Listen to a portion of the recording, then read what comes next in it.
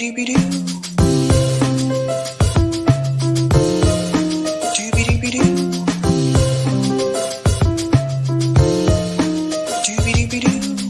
host, sabrinasalvati.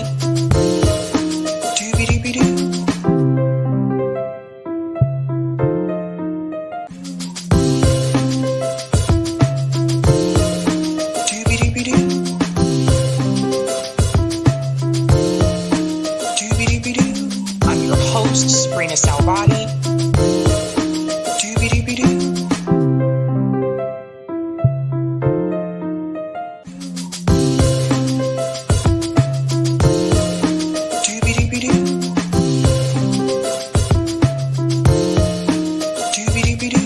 I'm your host, sabrinasalvati.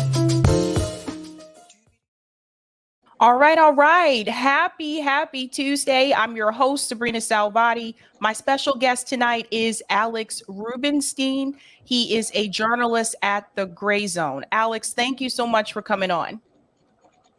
Yeah, thanks for having me. I'm sorry, I have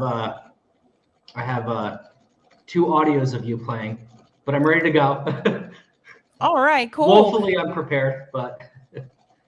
So there's a lot happening with this conflict with Russia and Ukraine. A couple days ago, I talked to everyone about the drone strike on the Kremlin that happened. Russia originally thought that it was Ukraine that did that. And then the next day they came back and said that they thought it was the US government that was responsible for that. You actually had an article here called Ukrainian Banker Offers Cash for Drone Terror in Russia. And I'd like to talk a little bit about that. Can you tell us a little bit about the attack on the Kremlin? Yeah, so actually that was the second attempted assassination on President Putin. The first was a couple weeks prior where he was going to visit a manufacturing plant and there was intel that the Ukrainian SBU, the secret service there, obtained that said that he was going to be there, and they attempted to fly a drone strapped with Canadian C4 manufactured C4 explosives. So that was the second attempted assassination. Whether Russia's saying it was Ukraine or the United States, I don't think that there's necessarily a contradiction there. I think that it's pretty obvious to anyone that they're working hand in glove, and even the targeting intelligence, a lot of it comes from the United States. There's reason to believe that approval is needed for this kind of thing. And afterwards, Secretary Blinken was asked by David Ignatius of the Washington Post whether the U.S. would criticize Ukraine for attacking inside Russian territory in relation to, I'm sorry, I've been trying to shut my phone off, in relation to this attempted assassination of Putin. And Blinken said it's up for Ukraine to decide how it wants to defend itself, again, in response to a question about attacks in Russia. So he essentially gave the green light from the highest perch of the U.S. government, of U.S. foreign policy. But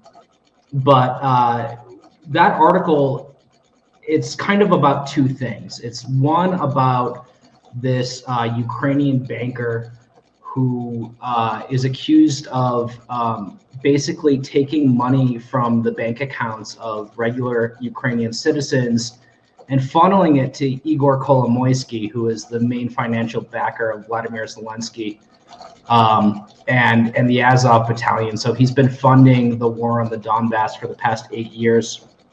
And he's going to be, I believe, on trial in September for those crimes. And then the bank that he was doing this through, ironically called Private Bank, it was made in the immediate aftermath of the collapse of the Soviet Union. It was nationalized. And on the eve of its nationalization, he just withdrew billions more dollars and sent a bunch of it to his wife and daughter. Anyways, this guy, he's been on Ukrainian national television organizing a competition to give $500,000 to any drone manufacturer that can attack the Victory Day celebrations on Red Square in Moscow. Those were, of course, today, so that didn't happen. He was unsuccessful, but I guess he gets to keep the money, so it's a win-win for him. So that's what half of the article was about, was this guy and this competition that he's having. The other half is about this Army of Drones campaign, which has raised millions of dollars, I think over $100 million for the purchase of drones for the Ukrainian armed forces and presumably the intelligence service. But that campaign, which has been the ambassador for that campaign is Mark Hamill, the actor who played Luke Skywalker way back when. Yeah, they're very good with the celebrity endorsements, but that campaign to raise money for drones has coincided with a ramping up of attacks inside Russian territory. And originally, when I do articles like this, I try to be like, okay, let me make a list of all of the recent drone attacks inside Russian territory. That wasn't feasible. That would have taken like a week to do that. So I just kind of talked about how these campaigns are ramping up. Even the BBC, these attacks are ramping up. The BBC's reported it. They tried to talk to the guy who's running the campaign in Ukraine, the Ministry of whatever, I forget what it's called, who's managing this Army of Drones campaign about these attacks inside Russia, and he refused to comment. The BBC noted that he was, like everybody else in his government, refusing to comment on these attacks, but they are escalating. And there was one Telegram news channel in Russia that documented 10 attacks within the course of a day in a border region. So most of it's confined to these border regions, but there have been these few that have gone further and attacked civilian infrastructure and killed civilians. So the drones that we saw, Fiorella Isabel, she actually posted a video footage of it on Twitter. From what I saw, I was kind of surprised. I was expecting to see something bigger, I think, or like larger, like drones or whatever. But this just looked like something that someone could just purchase at the store and just like fly theirself. But what I was wondering is like, considering the size of those drones, do you think that this could actually have done significant damage in reference to trying to assassinate Putin, for example? Well, if it hit him in the head, yeah. But I think you make a really good point about the drones and why they're so effective is because you can buy a commercial drone for like what, $800, spend another, I don't know, $400, and I'm just putting out a number here because I don't know, on C4 explosives, and literally duct tape it to the drone, and then you just crash it and you have a big boom. I haven't looked closely enough at the video, and I'm not like an explosives expert to really be able to comment with any insight on that. But again, this is the second reported assassination attempt on Putin. The first one kind of flew under all of our radars, which is why I referenced it in my first article. Now, I'm curious, is an act like this even allowed? Like, are they allowed to attack? Because I'm thinking about this. I'm like, wouldn't that be the equivalent to someone trying to attack the White House? Right. Well, this is what I said when I was invited on Russia Today to talk about that, is that, could you imagine for a moment that Russia was giving supplies to Cuba to conduct bombings via drone in the area spanning from Florida to DC? Sure, mostly confined in Florida, but this attack that would have been equivalent on the White House would be totally unacceptable. Is it allowed? As they say, all is fair in love and war. But I think that it's escalatory and dangerous. And, it's like it's like when the Ukrainians did a suicide bombing of the Kerch Bridge all those months ago. I forget which month it was. Russia responded by attacking for the first time major infrastructure in Ukraine. They started taking out their electricity system. Russia has so far not made any attempts on the life of Zelensky. So this opens the door for that. Moreover, again, it was Canadian C4 explosives that were strapped to the first drone that tried to take out Putin. There have been reports of American Switchblade drones in the border region conducting these attacks. And, you just have to imagine that all of these weapons that are flowing in from Western countries are going towards attacks in Russia. And if they're not, then they're, filling a gap in Ukraine where they can put their own things into attacks on Russia. But there have been documented cases, again, with this first attempt on Putin, with Canadian-made C4 explosives. So, it really is almost a declaration of war. And I think that Russia is smart enough not to respond tit for tat like that. But if it were, again, if it were Cuba being armed to do this, Cuba would be obliterated overnight. You have to almost respect the restraint that's going on here. Do you feel like this is another excuse for the U.S. government to give Ukraine more aid? Well, they gave them more aid today. Yeah. So I don't think they need any excuse at this point. I don't know. There's a potential that the drone attack on the Kremlin was meant to provoke a response that would provoke more aid. But that's like a level of three-dimensional chess that I don't know if that's really going on here. The aid's just going to keep flowing in.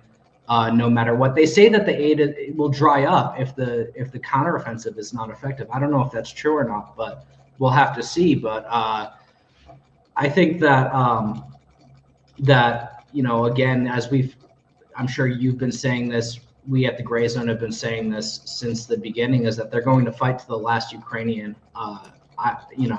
So I don't think they need an excuse to continue arming. Right. And I want to reiterate to people what that really means. That means until the last Ukrainian, until everyone is dead. So I don't see a way for Ukraine to win this conflict. So this incident happened with the attack on the Kremlin, which pushes Russia and Ukraine obviously further away from any type of peace negotiations, I would assume at this point. We found out from those leaked documents from the Pentagon that there was actually no plan to try to resolve this conflict with Russia and Ukraine at all this year. That's what we found out from those documents that came through. So when you look at the meeting that Xi Jinping had with Putin, where they were trying to talk about some type of peace negotiations, where do you feel that stands now, considering what just happened? Yeah, I don't know. I'm not. I've been called a Ukraine expert, but I wouldn't consider myself one. I just kind of find stories and latch onto them. But it definitely changes my presumptions about how this could end. There was a time when, I think myself and many others were of the view that Ukraine might be partitioned like Berlin was, right? But now you have these constant drone attacks. You have 2 car bombings inside Russian territory, a bombing against Russian intellectuals, a bombing attack at a public event at a cafe in St. Petersburg, and the war is coming inside of Russia. And so this idea that you can just have a wall of separation, that doesn't really work anymore. And I don't think that kind of stalemate would be tenable to people in Russia, because you have it's inside of their territory now. And so, I almost wonder, and I hope it's not the case, whether this will end until, you know, Kiev falls.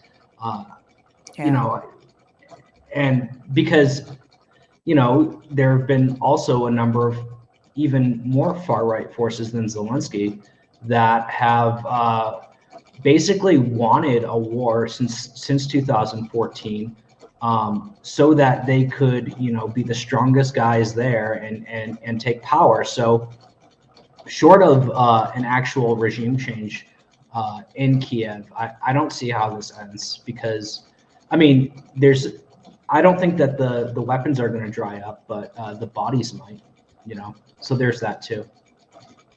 And there's also this information that we found out from the Pentagon document leaks that the goal for the United States government with this war is to implement regime change in Russia, to get Putin out of there, basically. That was in the documents? I didn't know that. Yeah, that information was revealed too. So it's like, do you think that that will actually happen? And if that doesn't happen, Not a chance in hell.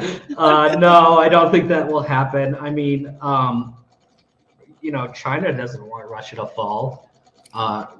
You know, Russia, while it has, you know, NATO on its border, there's also Belarus and other places that would not allow for that to happen. I don't think that the Russian government is nearly as fragile as we're led to believe. In fact, I think inversely, our government is much more fragile than we're led to believe. So, you know, I think it's more likely that Biden would be a one-term president than Putin would be deposed somehow. No, I totally hear you there. Another report that came through was the corporations that have decided to set up shop in Ukraine. So I don't know if you heard, but BlackRock, apparently, one of those corporations, Zelensky actually bragged about this in a video. I noticed that. And so now that they kind of have this partnership, so to speak, with a company as large and as powerful as BlackRock, what do you feel that can mean the future for Ukraine? Because one of the things that I'm predicting, if this war continues to drag on and they do want to fight to the last Ukrainian, I feel that Ukraine's economy is going to be ruined at the end of this. Yeah, not just their economy, but their infrastructure, all of their buildings, everything is going to be ruined, which is the, you know, perfect time to buy, as they say. I did a story. Again, I can't give a month for it because I forget, but I did a story where Zelensky rang the New York Stock Exchange bell one morning, and that was the message that was put out, was basically, you know, buy Ukraine. You can own it, and it has been owned for a long time. But that stock exchange event which he did remotely, it coincided with the launch of an initiative to invest in Ukraine. And I forget what the initiative is called, because again, this has been a while now, but it had major backing from the beginning from companies like Google and Microsoft, you know, all these big tech firms, some of the most valuable companies in the world, all of which pulled out of Russia, of course.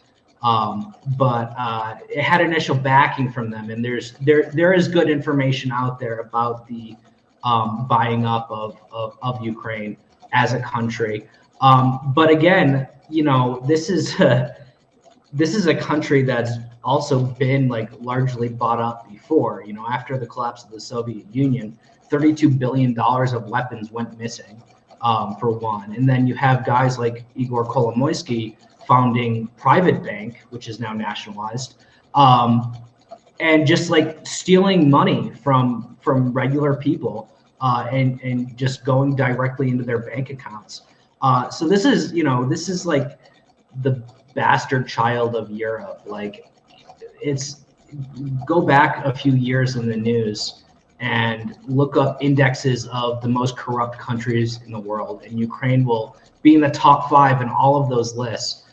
because it's just been owned by the international capitalist class and people with ties to Washington, and these are the guys who again stole money from regular people to fund this war in the Donbass for the past 8 years, and now after the war, it's going to be like it's just people are going to have nothing, and they won't be happy, and the only happy people will be the people in Silicon Valley, in Wall Street. That's right. There's a lot of money to be made here. People have to understand that. Now, today is an interesting day. Today is technically Russia Victory Day, but I did read somewhere that there was controversy over that. Can you talk a little bit about that? I can try. So it's not just Victory Day in Russia; it's Victory Day all over the world, and it is the anniversary of the surrender of Nazi Germany. So, I think that probably all of your viewers know the incredible amount of losses that the Soviet Union experienced. 25 million of its people. I think the U.S. was somewhere close to 8 million. During the or maybe 800,000. I don't want to put a number out there because I haven't brushed up on that, but significantly larger losses in the Soviet Union.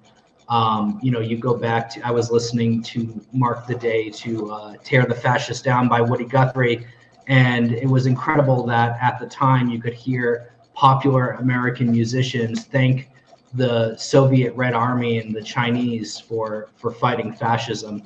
And vowing American support for their cause. I think I saw something in the news about Zelensky trying to reclaim it and rename the day. I forget what the name that he picked was, but it's so hilarious that a government that honors its Nazi collaborators so vehemently, naming streets after them, giving them national hero awards.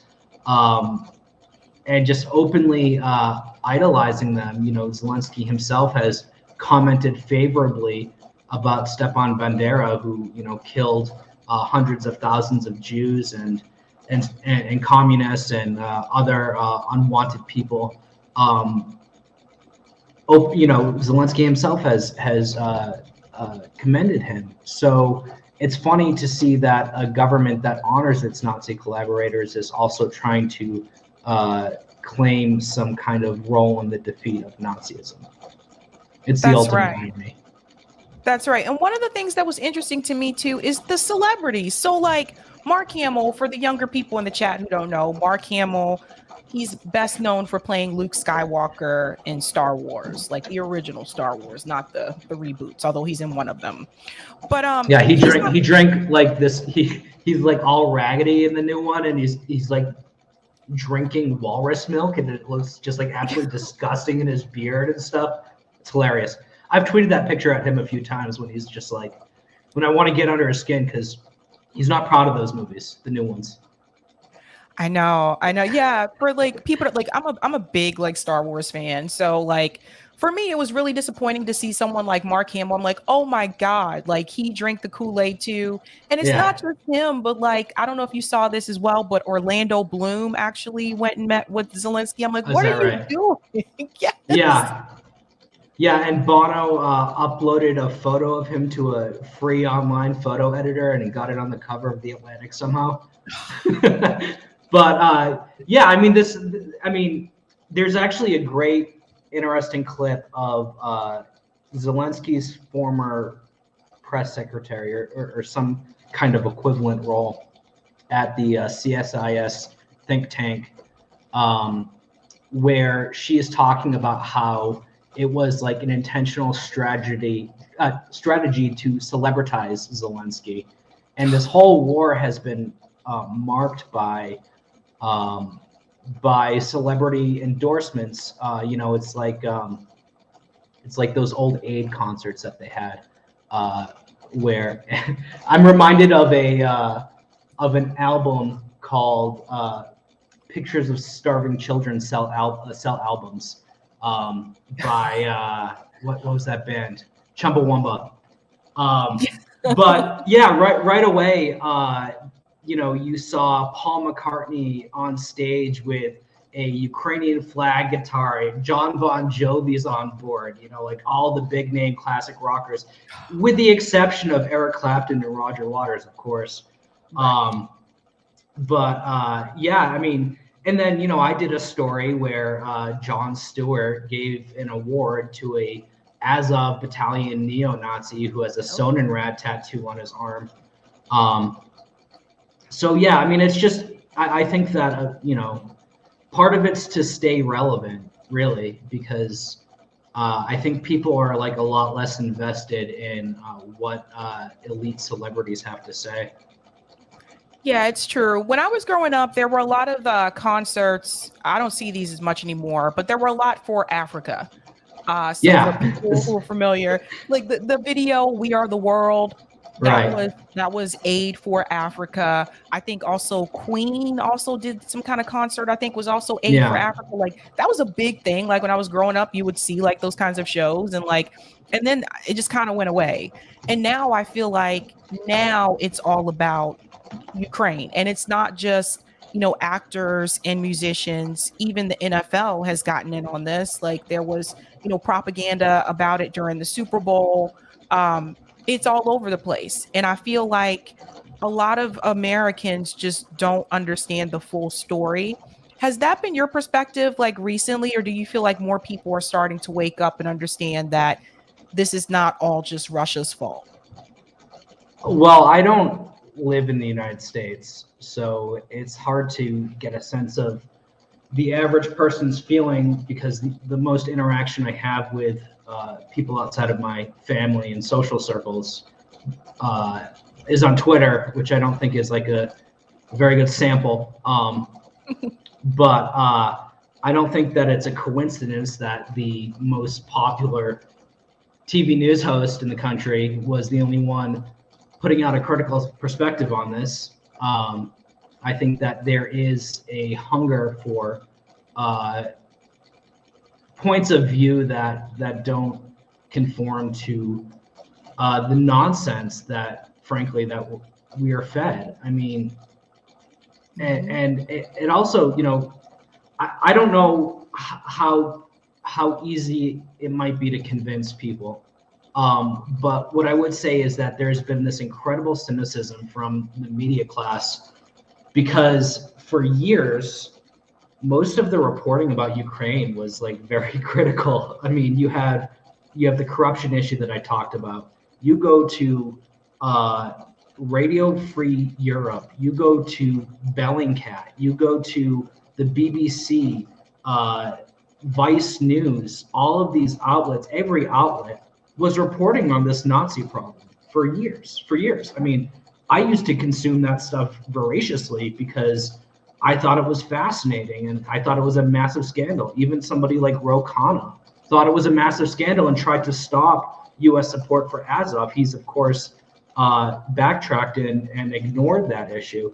But it shows the incredible cynicism, and it shows what the people, the journalists, really think of their audiences, of the average American person, where they can do that kind of overnight about face, go from reporting nonstop about this Nazi problem, about this corruption problem, and then tell their readers, the next day that that Ukraine is a beacon of democracy and liberal values, and offer no explanation whatsoever on what caused that transition. It's and just do this thing that they always do, where it's like Putin is an evil dictator, and that's all you need to know. So it really just shows what they think of the average American. And Tucker, for all his flaws, treated his audience with respect. Yeah, it's there was a letter that was written back in 2018. For those who are not aware, I showed it on here before, but it's been a while. Ro Khanna co-signed this. Other congressmen and congresswomen signed that letter. Hakeem Jeffries was one of them who signed that right? letter, by the way. I didn't know that. Oh yeah, he was on there, and basically calling out the concern about the Nazi problem, not just in Ukraine, but they also mentioned Poland as well. And now it's like, it's unfortunate because I saw that letter after I interviewed Ro Khanna. And had I seen that letter before, I would have asked him, like, why are you retracting your statement when you co-signed this letter saying that it was a problem in 2018? But then you also have to remember who was president at that time. Donald Trump was. And so we notice how some of these so-called progressives, we call them regressives on this show, they were really willing to push back when Trump was in office. But the moment that Trump lost and Biden won, they seem to just go along with the flow. And these are things that we're trying to point out more and more.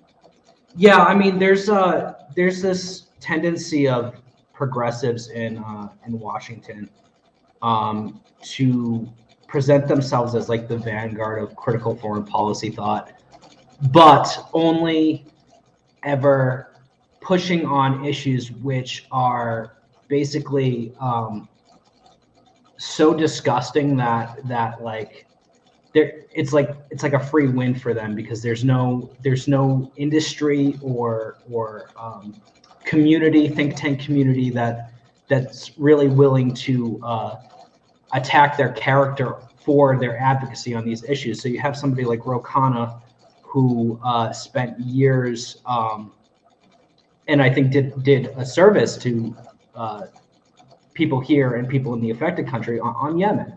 And so he was a good advocate against U.S. involvement in the Saudi war in Yemen. But that's like the extent of it. Like, that's where it ends, right? It doesn't, you don't go any further than that on like challenging American foreign policy, and they never do. In fact, I actually reported a few years ago on a conference in Washington that Ro Khanna spoke at. And it was a conference on religious freedom, but really what it was trying to use that issue as like a cudgel against China to, push for regime change and push for a religious community anti-Chinese coalition. And it was sponsored not just by the Christian far right, many organizations within that sphere, but also the Church of Scientology, also Falun Gong. And you have people like Nancy Pelosi speaking there. You had Mike Pompeo there. You had Tom Cotton, Josh Hawley. I'm sorry, maybe not Tom Cotton. Maybe he was there. I forget, because it's been a few years. And then you have Ro Khanna, and Ro Khanna shows up at this freak show and like gives like his stump speech on Yemen. And it's like, dude, why are you here? What are you doing? So, I've never really had a whole lot of respect for those kinds of people who basically, I think, ride on the coattails of the people who are actually broadening the conversation around foreign policy. People like you, people like the Gray Zone, Jimmy Dore, Tucker Carlson, So, I think that they're at the end of the convoy, Yeah, I wonder, do you get a lot of pushback sometimes for writing for the Gray Zone? Because I know there have been a couple of times, particularly with this conflict with Russia and Ukraine, where, Max and Aaron were uninvited to events because of their message with Russia and Ukraine. It's just ridiculous. But yeah, I mean, it was Zelensky's wife who had them disinvited from a tech event in Lisbon. Yeah. But I don't get invited to stuff anyways. So, no, I haven't had that. I don't really do podcasts or anything. So, I don't really talk to people that are like influential in alternative media. It's just not my thing. So I haven't faced that. What I do get is the barrage of NAFO trolls, because I did a few articles on them, and I actually have information that I meant to get out back in October, but it never happened, and I'm still kind of sitting on it, and just like, there's after a certain point, you don't want to give them any more air. So I don't know if they're like really relevant anymore. So I haven't put that information out. But if they do something again to make themselves like actually seem kind of relevant, I'll put that info out. But yeah, that's it. I just, all my, and it was funny too when Twitter got taken over by Elon Musk. The verify tab used to be like empty for me because I never had any like other blue checks like boosting me, and then all of a sudden overnight, like my verified tab is unreadable, totally spammed with NAFO accounts that have 68 followers. So they're quick too. So like I tweeted this out like earlier before we went live, and boom, already there was one that commented, and I was like, wow, you guys are fast, right? So as soon as like whenever I get them, I just block them instantly. I'm like, bye. Yeah, I decided not to do that just because I felt like if I was writing about them, it kind of showed weakness on my part, and then also it kind of proved my point. If like everything I tweeted had like 40 NAFO trolls like trying to like spam it, kind of like made my argument for me. And then also like the time it takes for me to like block all of them is significantly less than the time it takes all of them to like spam me. So point. I didn't block them, but yeah, I mean that's like the extent of it. I mean, I used to have back in the day when I would write about Syria, other journalists that would attack me. But I don't even get that anymore. Now the only thing I get from other journalists is like them trying to pass off my work as their own. Oh no. Yeah, it happens. That's fine. I had like 4 outlets that like that covered my Jon Stewart story and like didn't say my name or the outlet I was writing for. It is what it is. It's kind of my fault because I don't really like go on camera a lot or like tweet like all the time. But I'm happy with the knowledge that like the information that I've been putting out through the gray zone since the launch of Russia's military operation has I feel changed the conversation in many ways and opened the doors, particularly the first one that Max and I co-wrote in the days after the invasion about Zelensky and how he basically lost his battle against the neo-Nazis and started collaborating with them. Yeah. Because I've received a lot of my information in reference to this conflict from Gray Zone or people like Lee Camp. Like that's where I've seen antiwar.com. That's yeah, they do great work there. Yeah. So do you get a lot of backlash for kind of endorsing these narratives or engaging with them? Yes, so in reference to Twitter, so to speak, like I made a habit out of not looking at my mentions. Yeah, I don't do that anymore. Yeah. That's part of the reason. And then sometimes I do get the emails from people where they're just like, oh, you're a Putin puppet. And I'm like, yeah, I don't know where that's coming from, but whatever. Right. To me, there's 2 sides to a story. And I feel like with mainstream media, particularly in the United States, that is not the case anymore. Not anytime you're talking about not just war, but even electoral politics, I feel like it's just very one-sided. So everybody knows CNN is the liberal outlet, Fox News is the conservative outlet, and anything outside of that, it's like you have to seek out independent media. And then even sometimes in independent media, it's like if they're bought off, then their narrative may be skewed too and may lean more towards the mainstream media narrative. So and you look at those people's histories too, and you see that they've been not consistent to say the least. And so how they blew up in leftist social media is kind of it's beyond me. I don't really understand it because again, look at what they were saying about Putin in 2018. Right. But it's funny because again, like when I used to write about Syria and stuff, I'd have people that like people at established institutions, even people in alternative media that would attack me. because it was kind of marginal, right? It was easy to attack at that time because there wasn't this like critical mass of people on the internet that really understood what happened there. Here with Ukraine, it's totally different, and so they're better off rather than trying to marginalize people like us. They just ignore us because they don't want to open up their followers to the information that we are putting out. So it's pretty sad, but it's also a sign of their declining relevancy and ours only increasing.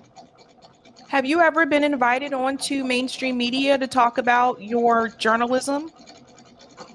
No, I've never been invited on mainstream media. I did have an offer to do op-eds from Business Insider, which I took, and then they refused to run my first piece and then canceled our contract. I've never been invited on any of the prominent alternative media outlets either, so that's fine. I'm not like the kind of guy that like needs to be the center of attention. I don't really like to be on camera that much. It's totally fine with me. I wish that when they covered my stories, they'd say my name. That's about it. But other than that, I don't really care. And you know what? I don't like talker. Like I never had respect for.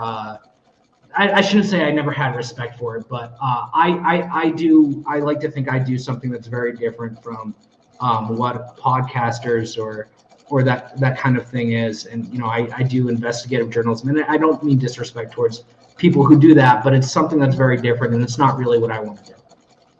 It is very different. I have one more question for you, Alex. I've actually been asking everyone that comes on recently that is independent journalist or commentator, what advice would you give to someone who is considering, doing what you do, becoming an investigative journalist?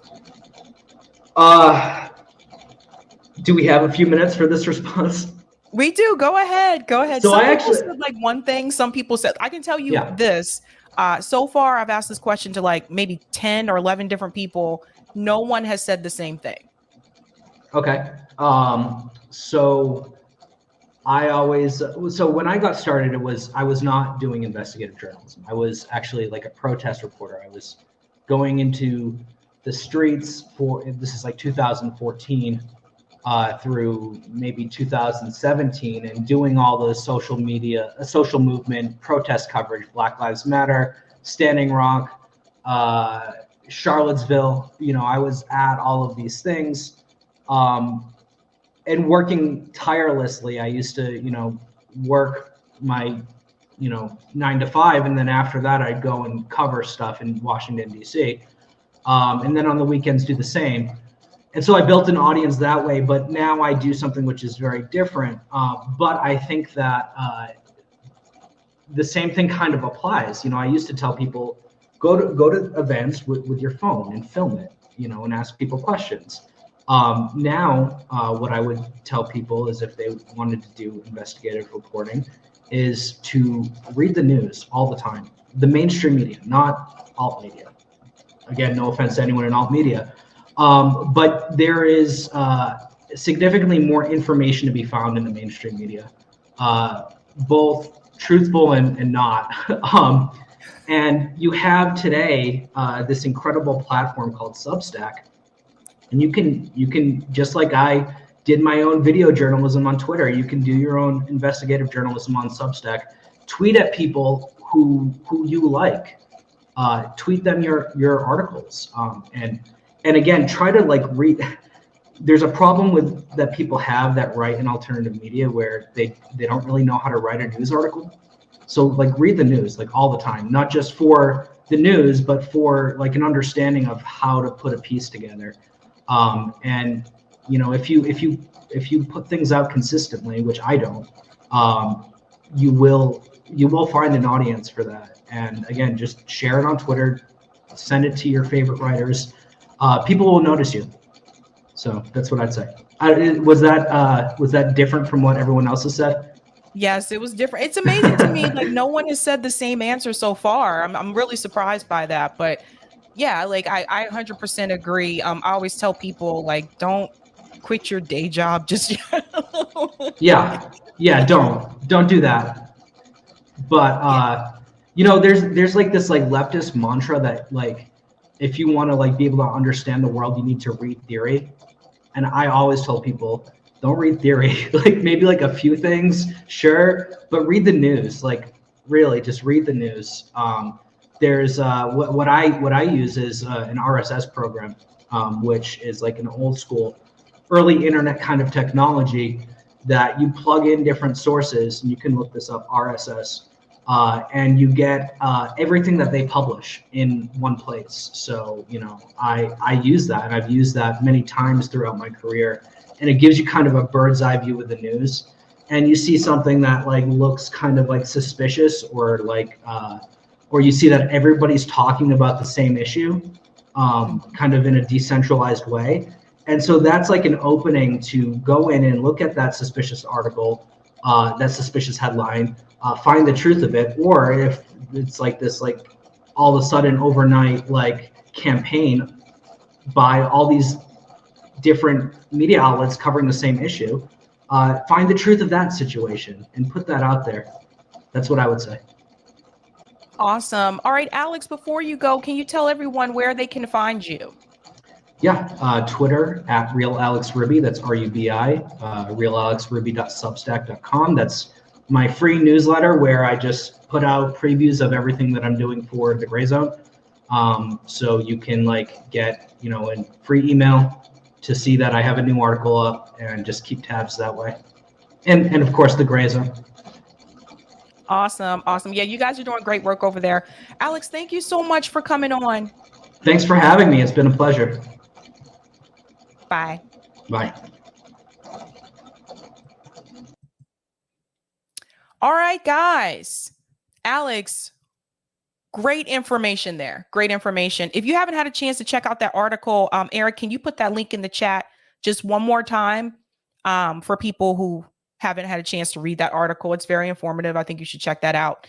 But yeah, wealth of information there with Alex. So you guys see there are other writers at the Gray Zone. And I think sometimes people may not be aware of that. I know you guys always see like Max or Aaron will come on usually, but they do have like other journalists there as well. So I'm trying to bring on more of those people so you can get to know them. Because like Alex was telling you, not all of them have podcasts. They're not always on camera. So that's important to know. Now, I'm going to go ahead and tell you guys, I apologize. I accidentally, you may not be able to tell, but I can tell. I accidentally smeared my eyeliner. So this one, it looks a little gray, but it's the eyeliner smear. So I'm sorry. And I tried to fix it before I went live and it didn't work out. And then I didn't have time to fix it. And so my makeup's a little, anywho, it is what it is.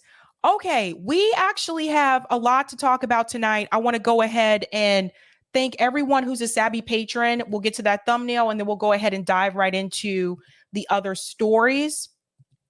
So shout out to everyone who is a Sabby patron. Thank you guys so much for your support.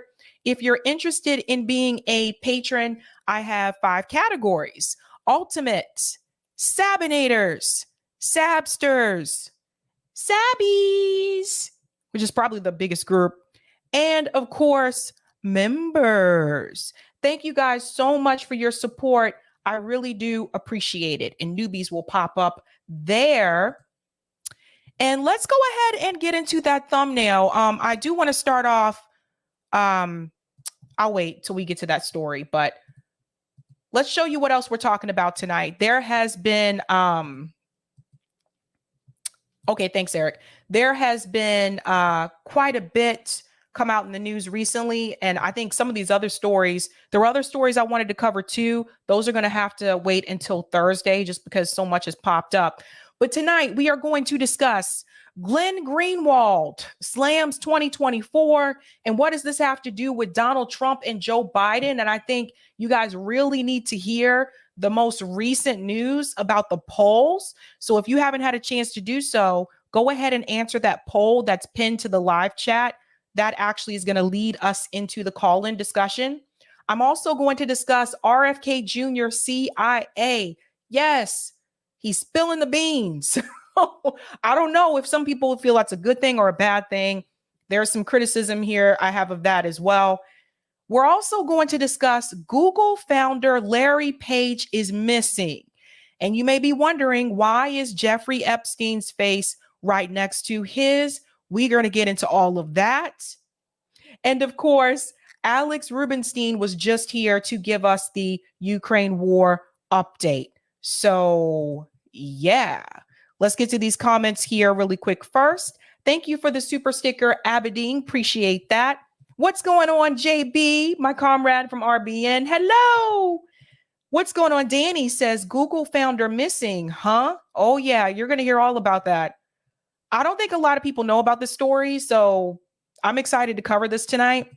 Thank you for the super chat, Dwayne. The U.S. government is obviously willing to risk nuclear annihilation and the end of human civilization to preserve its hegemony. Yeah, that's unfortunate, but it is what it is. Thank you for the super chat, Roger. Mark didn't drink the Kool-Aid. He drunk walrus milk. And thank you for the super chat, Dwayne, for this one as well. On RBN with CJ, Wyatt Reed echoed a point I made in Sabby's post-show chat, saying Ukraine engineered the drone attack with U.S. permission as a warning, a shot across the bow to Putin. That's right. I do remember you mentioning that. Wyatt Reed, another great independent journalist. Definitely check him out too as well. Okay, we're going to get started with this story about Glenn Greenwald and the 2024 election and how this involves Joe Biden and Donald Trump and all the craziness with the DNC that they're already trying to pull.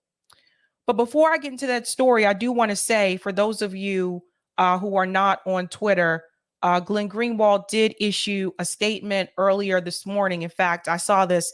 I was up pretty early this morning. I was at the gym when I saw it, that his husband did pass away. So if you have not, seen that, if you follow him on Twitter, please be sure to send your condolences. I've already done that. And I think, it's a tough time. I don't want to get into the details. I think, it's his story. And I think when and if he is, willing to discuss more, I'm sure that he will. But so RIP to David Miranda. I just wanted to mention that before we get into this discussion. So Glenn Greenwald was on Fox News, and he had some things to say about what the DNC is trying to do. We're going to start off with that, and then I'm going to lead into the new poll results if Trump were to go up against Joe Biden. Once again, it is not looking good for the Democratic Party. But shout out to Case Study QB for this clip. Glenn Greenwald discusses the DNC pushing to coordinate Biden's Democratic nomination and not have him debate RFK Jr. and Marianne Williamson. Let's go ahead and get into this discussion. I am not a fan of Laura Ingraham, but you need to hear what Glenn has to say here. When Joe Biden finally announced his 2024 re-election bid last week, he might have expected a pretty easy go of it. After all, he's an incumbent, probably a glide path to the nomination. But instead, what he found was that nearly 1/3 of his party is aligned against him. 20% of Democrat voters are now lining up behind Robert Kennedy Jr. Now, that's a lot when you think about it, for the fact that he basically recently just entered the race. That's a lot. Remember, guys, what I was telling you about third party and independent candidates. In order for them to get on the debate stage, they need at least 15%. So 5%, they get the federal funding, 15%, they're on the debate stage. If he's already polling at 19%, that's why I said that's actually huge. Even though some people will look at this and be like, oh, it's just 19%. But no, for you to challenge a sitting president, that's actually a big deal. Ross Perot, I believe, got 18% of the vote, if I'm not mistaken, and he ran as an independent. A stunning showing for a candidate who has no real campaign operation. And even poor old Marianne Williamson, she has nearly 10% of the vote. So things are so unsettled, right? You would think that this is going to be a real robust debate season coming up for the party of democracy, right? Some of my progressive friends who would like to live in a fantasy land, they need to come back to reality. Yeah. And the reality is this.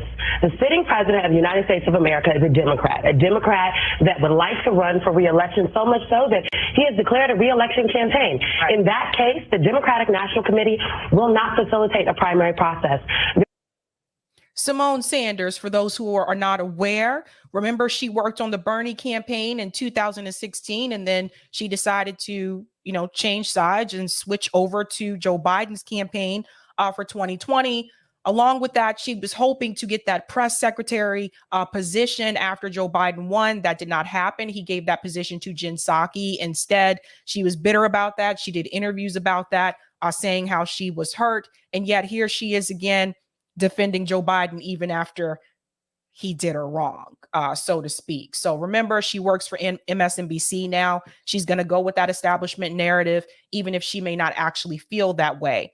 But the boldness of her to speak the way that she's speaking, like he's running for re-election. Then she goes on to say there's not going to be any debates, to just cancel out democracy in such a bold way, I think should concern everyone who's watching, whether you're a Democrat, a Republican, independent, or you just don't vote at all, or you don't care about any of this. That's not democracy. So when you see these ads from Joe Biden and other people saying we need to protect our democracy, you can push back on that, because if they were really trying to do that, they would let those people debate. There will be no debate stage for Bobby Kennedy, Marianne Williamson, or anyone else. Now, that's not just some random pundit.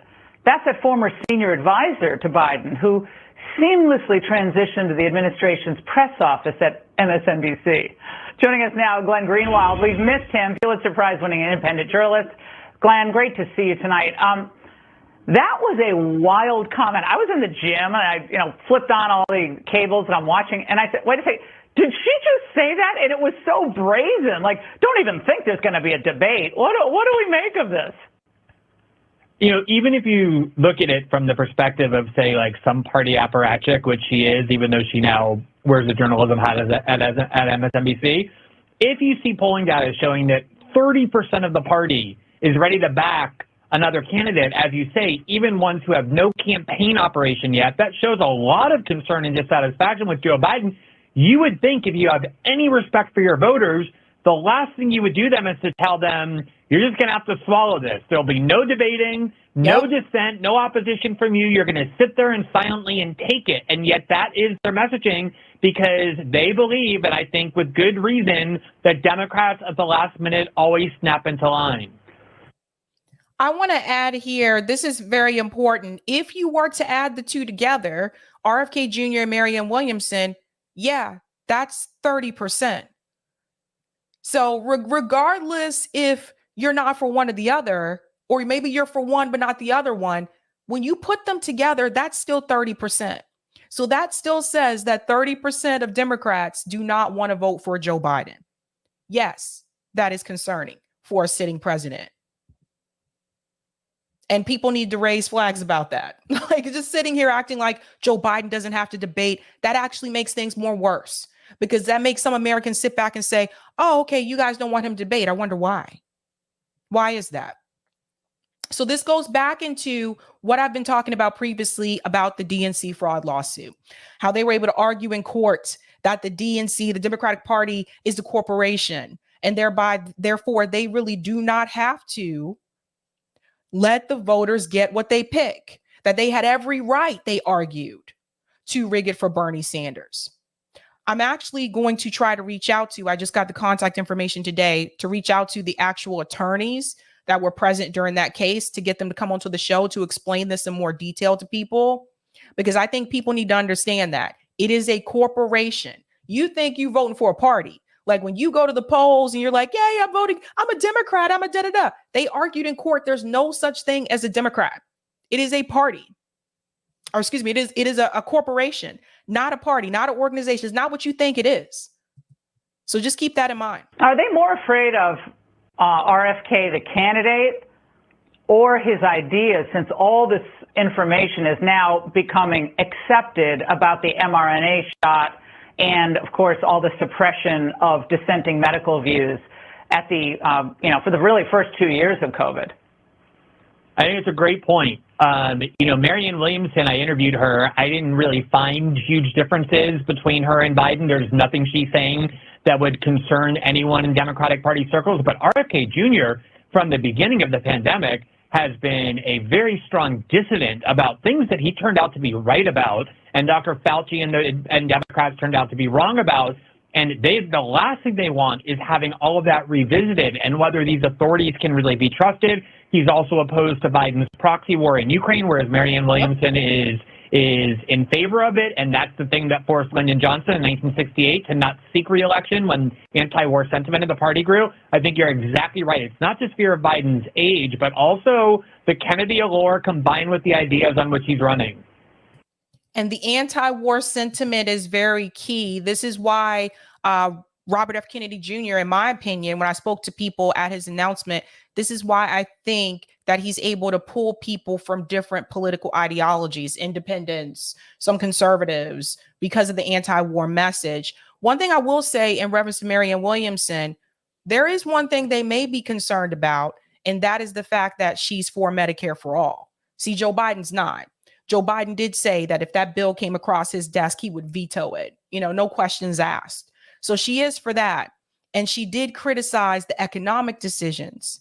So even though she'll say that she's still a capitalist, if you're coming out here saying you're for Medicare for all, everybody should have health care, there's that. Don't forget reparations. She has that as a part of her platform as well. Those things combined, the establishment may still see it as a threat. The reason why they're really not targeting her as much as RFK Jr. is because she's polling at 9% and he's polling at 19%. So right now they see him as the bigger threat, in my opinion. And speaking of Biden's age, Glenn, we're not supposed to talk about it, right? Because that's mean. But I need to play a pretty shocking moment from today. I think we've got a lot of work to do. I'm doing a major press conference this afternoon, so I love you all, but I'd like to ask you to leave. President of the United States saying this is news to us that you would have a press conference later today and answer more questions.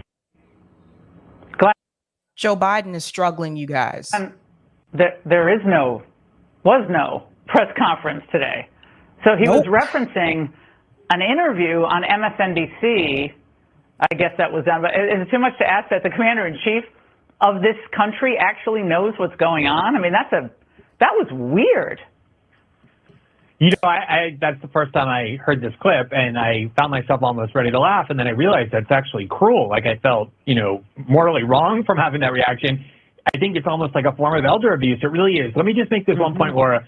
Even though, as you say, they try and make this taboo, I wrote an article in 2017 documenting the fact that, or 2018, that the people who first raised the issue of Biden's cognitive decline were Democratic Party insiders scared that he would win the nomination because of his name recognition from being at Obama's side for 8 years.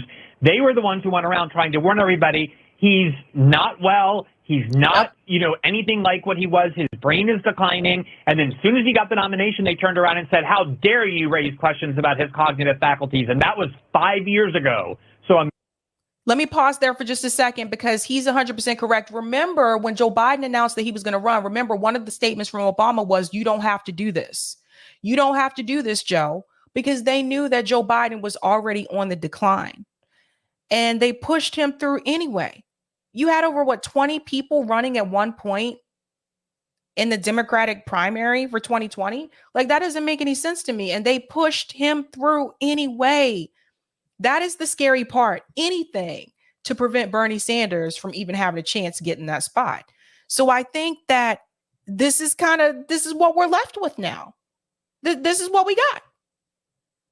And we can all see clearly that Joe Biden is not, this is important for people to hear. He's not doing well, but we were warned. From being at Obama's side for 8 years, they were the ones who went around trying to warn everybody, he's not well. He's not, anything like what he was. His brain is declining. And then as soon as he got the nomination, they turned around and said, how dare you raise questions about his cognitive faculties? And that was 5 years ago. So imagine how much worse it is now and how much worse it'll be again in 2024. Glenn, thank you. We'll be covering all aspects. Great to see you. And this is why I say I really do not believe that Joe Biden would even make it through a second term. Now, some people said, I think Nikki Haley said that he wouldn't live through a second term. I don't know about all that, but I think at some point during that term, they may have him fall back because of his cognitive decline. And then that would mean that Kamala Harris would be your president. And I don't know how you guys feel about that, but I don't want Kamala running the country. I'm sorry, but I don't. But there's more news that has come out in reference to this as well. And that is the polling numbers between Joe Biden and Donald Trump. And I tried to warn people that this case that they had against Donald Trump in reference to his business dealings was not going to be enough to sway the American people not to support him. And I was right, because here we are now. Listen to this on Morning Joe. 2 weeks after he officially announced his re-election campaign, polling shows President Joe Biden's approval rating has hit a new low. In the latest Washington Post to ABC News survey, 37% of registered voters say they approve of the president's job performance, his lowest figure for that poll since returning to office. Honey, that is bad. And I looked this up earlier. This is lower than what Trump had. This is lower than what Obama had. This is bad. But let's continue. But there are also some troubling numbers for Biden's most likely opponent in the 2024 general election, Donald Trump. In the survey, more than half of all voters say Trump should face criminal charges for his alleged efforts to overturn the 2020 election, his role in the January 6th insurrection, and for his alleged mishandling of classified documents after leaving the White House. Notice there's no question in reference to Joe Biden's classified documents. You notice how they're doing this, right? This is why I tell you these news networks are partial, right? They're all biased. Like MSNBC is going to slant towards Biden. Fox News is going to slant towards Donald Trump. Despite this, the survey shows Trump leading Biden by 6 points in a 2020 rematch, 45% to 39%. Everybody take a good look at this number. You have a former president, right, who was just indicted. Okay, who was just indicted for his business dealings.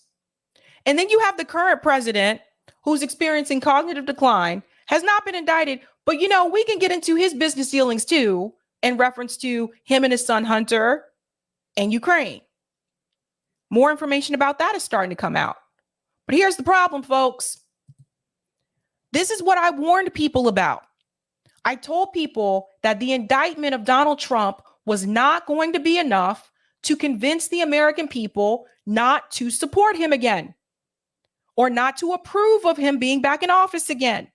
And I said, if anything, it will make him look like a martyr and more people will come out and support. Make it make sense. 45% would support Donald Trump. If the election was today, 45% would support him. 39% Joe Biden. This is how weak of a president that Joe Biden has been. So we need to flash back to 2016 again, when we had Obama was exiting office. And then you had Bernie Sanders and Hillary Clinton. And everybody said, we got to fall in line and get Hillary Clinton so we don't get Trump. Some Bernie supporters did that. Some did not. Some people blame Jill Stein, even though if you do the math, even if you didn't have a third party candidate in that race, Hillary Clinton still loses because of the Electoral College. So you take that away. Donald Trump still won. And the reason why Donald Trump was able to win is because the American people, particularly those that are working class, were hit hard. There were people who voted for Obama in 2008 and believed him when he said that, yes, we can create change, time for change. Some of those voters dropped off for his reelection of 2012. This is why, if you go back and look at the map, Obama was able to win Florida in 2008. He didn't win it in 2012. Not if I remember correctly. I have to go back and check. I don't think he won Florida in 2012. Some of those states, those swing states that he picked up in 08, he lost in 2012, but he still won because Mitt Romney was a terrible candidate. Let's just be real. So then you get Trump and you get Hillary Clinton. And to some of the bourgeois, liberals, they just could not fathom why anyone would not support Hillary Clinton over Donald Trump because of the things that he was saying, the rhetoric that was coming out of his mouth. But I think what mainstream media got wrong, and this includes Fox News, by the way, because they were not behind Trump from the very beginning. They got on board when they were told to, but originally they were mocking Donald Trump. So the thing is this, what this proves is that mainstream media were not attentive to the needs of working class Americans, particularly those that live in the Rust Belt. And neither was Hillary Clinton. And she didn't campaign there. And so Donald Trump, who did campaign there and said, I see you, the forgotten man. That's who they voted for. And this is not everyone who's racist, because there were people who supported Obama twice and then turned around and voted for Donald Trump. And those people need to be interviewed. We need to hear from the people who decided to flip for Donald Trump. Cool Blue, you would know. Obama carried Florida again in 2012. Maybe it was Ohio. It was one of those states. I can't remember if it was Ohio or Florida, but it might have been Ohio that he lost. I have to go back and check. But do you see what I mean? Or Eric, can you look that up for me? Could you look up and see, pull up the map for Obama 2012? Thanks. But do you see what I mean? I tried to warn people that that indictment was not going to stop people from wanting to support Donald Trump. All that did was make him a martyr and make people want to support him more. And here we are. Well, I'm not good math, and I'm going to prove it again, but it seems to me, Charlie Sykes, if 55% of Americans think Donald Trump should be indicted and sent to jail, I understand why Democrats are worried about Joe Biden's numbers. They should be worried that they are low.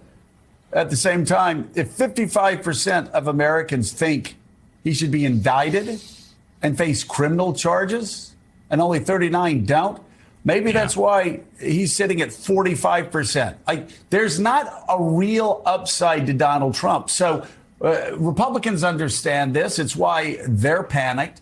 The Democratic Party right now, everywhere I go, everybody's also panicked about Joe Biden. So I just wonder, Charlie, everybody keeps saying this looks like the race we're going to have. And I just have to ask right now, is it? The Republican Party doesn't look that panicked to me. I'm sorry. Go ahead and hit that like button, guys. But based on what I've seen, they don't look that panicked to me. The Democratic Party looks panicked.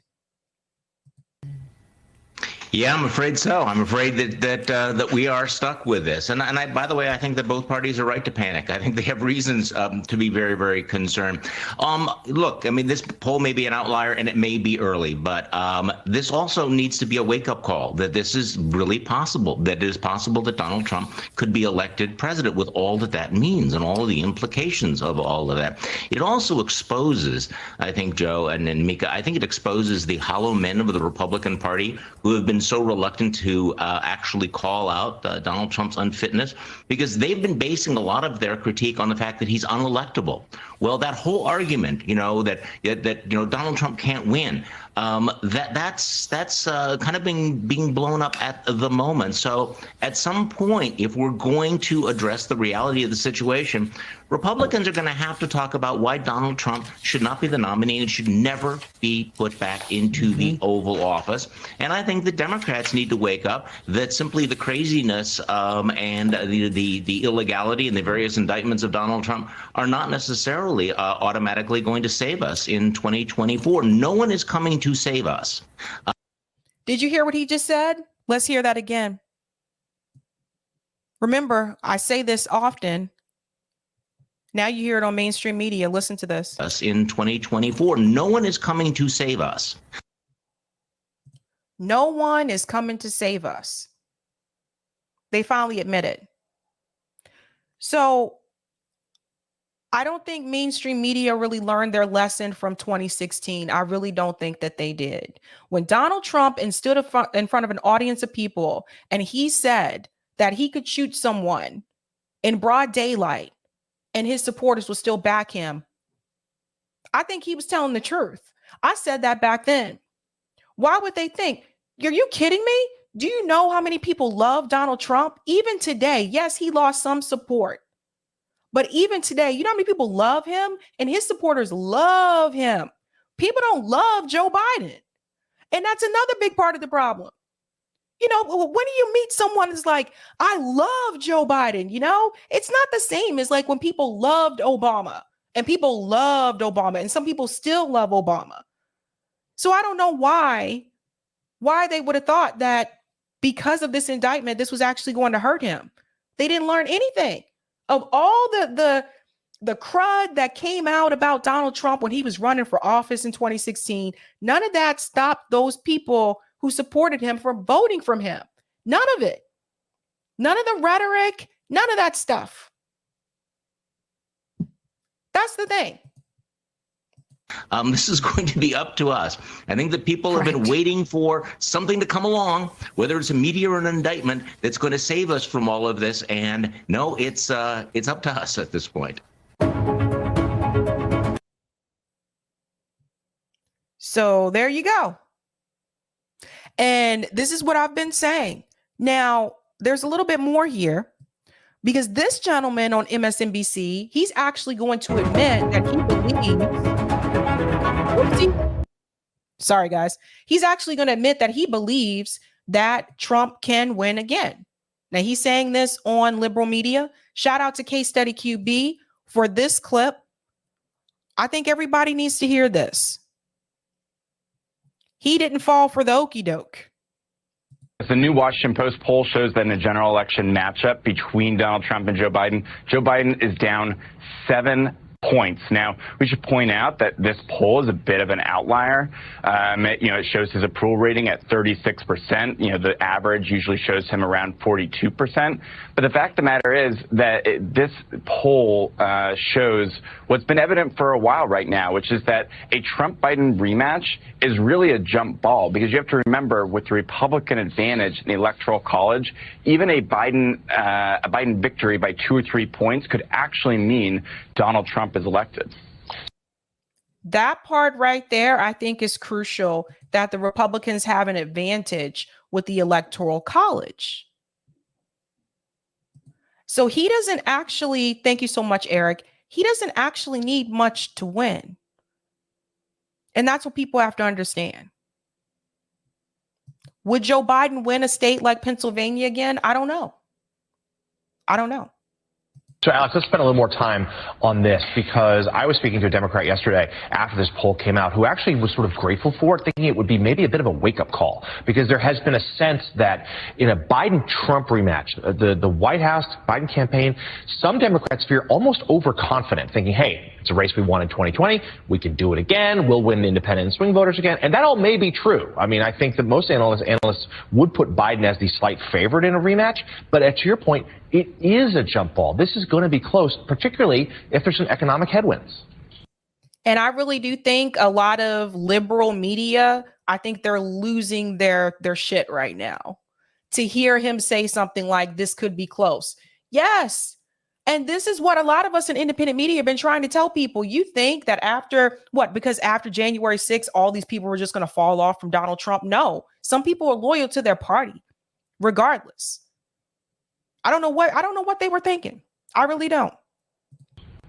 Oh, absolutely. And I think, what you've seen, Democrats came out of the midterms feeling a little bit confident because, the polls showed a red wave and they still won. But you also have to remember, while the margin of victory in 2020 was large in terms of the popular vote, in the Electoral College count, Biden only won by about 35,000 votes. That's the piece that, and whoever the math people are in the chat, I know some of you are math people in the chat, hold on to that number because that's important. By 35,000 votes. He mentioned about the midterms, and yes, the Democratic Party was very confident after the midterms, but I tried to warn people even with that. What happened after the midterms? Student debt cancellation struck down. Joe Biden admits they're not going to be able to codify Roe v. Wade into law. Those were two of the issues that brought a lot of the Gen Z voters to come out and support the Democratic Party. That's actually what helped them win. Gen Z showed out in record numbers. Gen Z is not too happy now, especially over Joe Biden's decision in reference to climate, choosing to drill when he said he would not do that again with the Willow Project. Gen Z is not stupid. They see these things. This is why they were protesting at the White House Correspondents' Dinner about the climate issue. If Gen Z does not show up the way that they did in the midterms to support Joe Biden for 2024, that's a wrap for Joe. That is a wrap. Remember when he won in 2020, he also had more younger people came out in support. That's one of the demographics that actually helped him win Georgia. So people have to understand. And I hate to say I told you so, but we told you so. We told you Joe Biden was a terrible candidate. It was a terrible idea to push Joe Biden through. Crime Bill Joe. Police brutality has not stopped. It's actually increased. Crime Bill Joe. Wouldn't decriminalize marijuana, which is one of the easiest things you can do by executive order. Crime Bill Joe. Said at the State of the Union address he's going to give the police more money. Crime Bill Joe. Those things haven't improved. When you look at the student debt cancellation, and I know people have different opinions about this, but the thing is, he said that he was going to cancel student loan debt for people who made under $125,000 a year, cancel at least $10,000 and $20,000 for those that were Pell Grant recipients. He said for those that went to HBCUs and made under $125K a year, he was going to cancel all of it. None of those things happened. He didn't follow the proper protocol that he was told to follow by Chuck Schumer, Ayanna Pressley, and Elizabeth Warren. He decided to do this through the HEROES Act instead of doing it through the Higher Education Act. If he would have followed the instructions, probably wouldn't have this issue right now. So there's that as well. People are not happy. Inflation is still a problem. Grocery store prices are still high. Some people, depending on what state you live in, the gas issue is still a problem. It just all depends on where you live. So is your life better economically? Is it? Mine is not. Let's go back, Mr. Man. Okie doke. But you also have to remember, while the margin of victory in 2020 was large in terms of the popular vote, in the electoral college count, Biden only won by about 35,000 votes.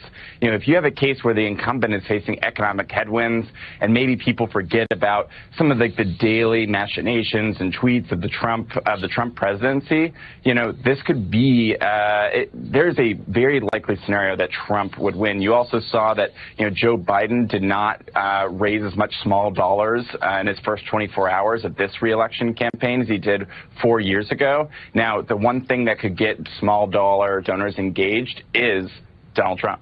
Yeah, that certainly could be a turnout generator for Democrats. Small dollar donors don't really have the money to give you this time around. And even if some of them do, they don't want to support you because you didn't do what you said you were going to do.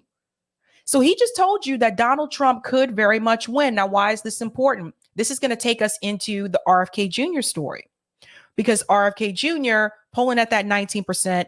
And in the Emerson poll, he was polling at like 24%. So different polls, different things. Either way, he's over that 15% threshold. So you have that. And I told you the DNC is not going to let RFK Jr. win. They're not going to let Marianne Williamson win. This isn't my rule here. This is just how the DNC works. We went over all of that in the DNC fraud lawsuit. But just because they're not going to let them win doesn't mean that they can't cause damage to Joe Biden. Because what RFK Jr. could do is he could hurt Joe Biden in such a way that Joe Biden will still lose in the general. And that's what people are not thinking about. Now, I told you about Obama, the states that he lost. Let's look at this really quick. Now, this is the 2012 2012 match, Obama and Romney was a terrible candidate. He's still in here in Massachusetts. I'm trying to tell you, he was terrible. So, yes. Hold on, let me pull this up. I'm going to show you the states that he lost. Indiana and North Carolina. So, I was wrong about Florida and Ohio. It was Indiana and North Carolina. Remember, North Carolina turned blue in 2008 for Obama. Then it went back red in 2012. Indiana, same thing, went back red in 2012. So see, he lost, part of this, some people would consider the Rust Belt. So that's important for people to see. These are the people that they said, no, we're not doing this again because he didn't do what he said he was going to do. And economically, we are still struggling.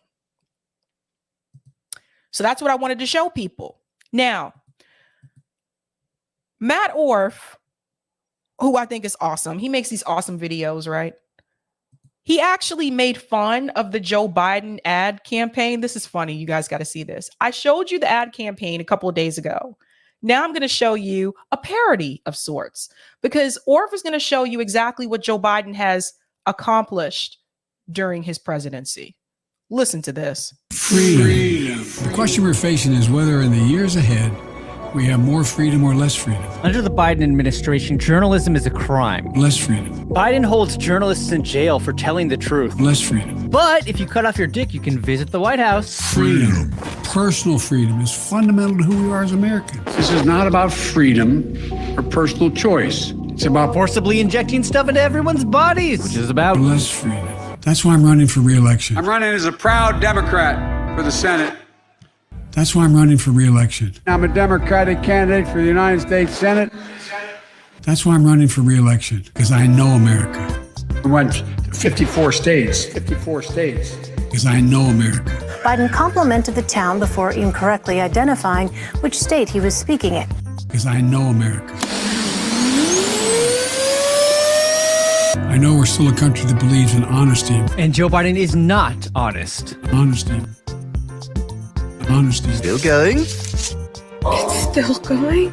Honesty. Oh, still going. And honesty and respect and treating each other with dignity. You're full of shit. Treating each other with dignity. You're full of shit. All right, thank you. No, shush. Shush. Treating each other with dignity. Your AR-14s. Okay, this is not okay. Hold on, all right? Hey, let's don't tell me to There's a lot of guys. Treating each other with dignity. Guys, a lot of guys wanted. I'm not worried. Hold on. so much. Give me a break. Don't be such a horsey. Fight for our democracy, to make sure that everyone in this country is treated equally, and that all men and women created by you know the thing. You know how we talk about it. Are we the people? Folks. Around the country, MAGA extremists are lining up to take on bedrock freedoms, cutting Social Security. When I argued that we should freeze federal spending, I meant Social Security as well. Cutting Social Security. I not only tried it once. Cutting Social Security. I tried it twice. Cutting Social Security. I tried it a third time. Cutting Social Security. And I tried it a fourth time. Cutting Social Security. But around the country, MAGA extremists are lining up to dictate what healthcare decisions women can make. The Biden administration told Facebook to censor healthcare decisions women can make. Less freedom. But at least there's freedom. To pretend you care about freedom in a deceptive campaign video. Every generation of Americans has faced a moment when they have to defend democracy. Stand up for our personal freedom. But not the freedom of black Americans against Biden's war in Ukraine. They can rot in jail. Which is really nothing to celebrate. But let's celebrate with dancing. People wearing masks outside. Random shots of trees. Okay, we're really off topic, so let's insert Joe Biden's unintelligible mumbling. I have no idea what he just said. Look, a train that never runs on time. So vote. Visit iWill.com/Ohio. And this is our moment. You saved 16 cents on your cookout. That's been the work of my first term. Now everything costs twice as much. That's been the work of my first The term. biggest methane leak in history. That's been the work of my first term. Cutting your benefits to fund an unwinnable war, risking nuclear annihilation. Let's finish this job. I know we can. That was by Orf. Slow motion walk. Because regular motion, he looks fragile.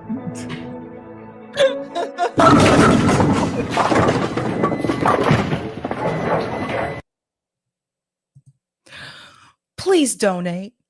Oh man. Shout out to Matt Orr for that. That's hilarious. He's awesome with those videos. Love it, love it, love it. Let me go to some of the comments and then we'll go to the next story. Thank you for the super chat, Cool Blue. Last examples of primary challengers to incumbent US presidents. 1980, Ted Kennedy, 37.6%. He got that much? That's interesting. I'll tell you guys about that later. 1992, Pat Buchanan, 23%. 1980, Jimmy Carter, 51.1%. And 1992, George Bush, 72.8%, ended up unseated. The Ted Kennedy one, the reason why I'm surprised it was 37.6% is because Ted Kennedy had that issue with Chappaquiddick, the whole Ted Kennedy killed a woman, not on purpose, but he was not held accountable for it. He admitted this is not a secret. So I'm just saying that. So there's that. But also when he was interviewed, one of the questions he was asked is like, why do you want to be president? You can still see this on Google, by the way. And he's fumbled that question, couldn't really answer it and explain why he wanted to be president of the United States. So I'm surprised he got that much support. Anna says, we've got a choice between two demented neocon hacks or third party. Thank you for the super chat, Roger Meadows. Indiana and North Carolina were the only states Obama won, then lost. There you go. That's right. Thank you for the super chat, Cool Blue. 2012 Republican pickups, Indiana, North Carolina, and Nebraska's 2nd Congressional District, Omaha. That's right, because Nebraska has that split. Obama did hold the rest of his 2008 Democrat pickups, Colorado, Florida, Iowa, Nevada, New Mexico, Ohio, and Virginia. Thank you for the super chat, Lucretia. Evening, Sabby. I've been loving your coverage of the state ballots and the protests in Paris. Finally catching a live during finals week. Thanks. Thank you so much and welcome. Thank you for the super chat, Roger. Where's our $2,000 checks? Yeah, there's that too. I forgot to mention that part. Thank you for the super chat, Cool Blue. U.S. popular vote margin of Republican +6 would be about 34 carried states. That would be possibly 8 of the top 10 populous states. Historically, all who carried at least 7 of the top 10 won that given election. That's interesting. Desert Mantis says RFK Jr. and Marianne Williamson can hurt Joe Biden worse than Corn Pop did. And thank you for the super chat, Peter. Another Orf masterpiece. That's right. That one was really good. I like it. I like it. Okay, we're getting into this next story here. Actually, well, we'll do the Google one first because that's quicker. Then we'll go to RFK Jr. So something has happened. I don't know if you guys are aware, but one of the co-founders of Google is missing. And it's interesting that they are missing, meaning that they cannot be found. It's interesting because they are being served a subpoena. And now all of a sudden they have vanished. Why are they being served this subpoena? I want to take you back to this issue with Jeffrey Epstein, where there were other individuals such as Larry Page and the other co-founder of Google, Sergey, where they were subpoenaed to testify. That also includes Jamie Dimon from JP Morgan. So I covered this a while back. Now, all of a sudden, Larry Page is missing. Nobody seems to know where he's at, and he cannot be found. But let's go back to that moment that we all discovered that these gentlemen, these billionaires, had a connection also to Jeffrey Epstein. Let's get into this. Well, we have a news alert related to the civil suit against JP Morgan and its relationship with Jeffrey Epstein. Eamon Jabbers has the details. Eamon. Morgan, the Wall Street Journal has just posted a significant story here about new developments in this case. The Wall Street Journal is reporting within the past couple of moments here that the U.S. Virgin Islands has issued subpoenas this week to Sergey Brin, Thomas Pritzker, Mortimer Zuckerman, and Michael Ovitz to gather information for its civil lawsuit against J.P. Morgan Chase and Company over the bank's relationship with Jeffrey Epstein. The Wall Street Journal here is citing people familiar with the matter. I can tell you, Morgan, I just hung up the phone a couple of minutes ago with a source familiar with the situation who confirmed to me that those 4 individuals will be receiving subpoenas. You heard that part. Will be receiving subpoenas. And at that point in time with this video, they didn't even have all of the names, but their connection to Jeffrey Epstein and the Virgin Islands. This is huge. A lot of people didn't talk about this story. Kim and I talked about it, but this is a big deal. Because what we found out is that JP Morgan was actually funding those, let's say, abuse events that Jeffrey Epstein had on that island. That funding came from JP Morgan. Now, there's controversy over whether or not they knew. Articles that I read said they did know what was happening there. There's been pushback on that from JP Morgan saying that he was just a client of theirs. I don't really believe all that. I think they knew exactly what they were paying for at the Virgin Islands. But all of this is coming to a head. And now all of a sudden, people are starting to disappear. One of the questions in all this is whether those subpoenas have been delivered already or whether they're still pending. Not exactly clear where we are in that process, but that those 4 individuals will be receiving subpoenas in this case. The Wall Street Journal reports it's not entirely clear why those 4 are receiving these subpoenas for information about the bank's relationship with Jeffrey Epstein, the convicted sex offender who died some years ago. Again, these are some of the most powerful and wealthy, well-known figures in American business. Sergey Brin, Thomas Pritzker, Mortimer Zuckerman, and Michael Ovitz all now being pulled into this case, which so far has been more tightly focused on JP Morgan's relationship with Jeffrey Epstein, its banking relationship, and a social relationship with one of the executives at JP Morgan. This has caused trouble for Jamie Dimon of JP Morgan, who is now going to be in conversations under oath in this case, describing what he knows about JP Morgan's relationship with Jeffrey Epstein going back as far as 2008. So going all the way back so far as 2008. And the other thing I want to mention too, for those of you who didn't hear about this when I covered it before, is that JP Morgan actually chose to do business with Jeffrey Epstein after he was convicted. After they knew about it. Remember, he wasn't convicted just once. He was convicted before. So even after that, they chose to do business with him. Not a good look. A significant new development here, Morgan, involving some of the most powerful people in the United States. Back over to you. Raises so many questions, and we know you will be continuing to dig into this evolving story for us. Eamon Javers, thank you. Now, remember, he said some of the most powerful people within the United States. Listen to this.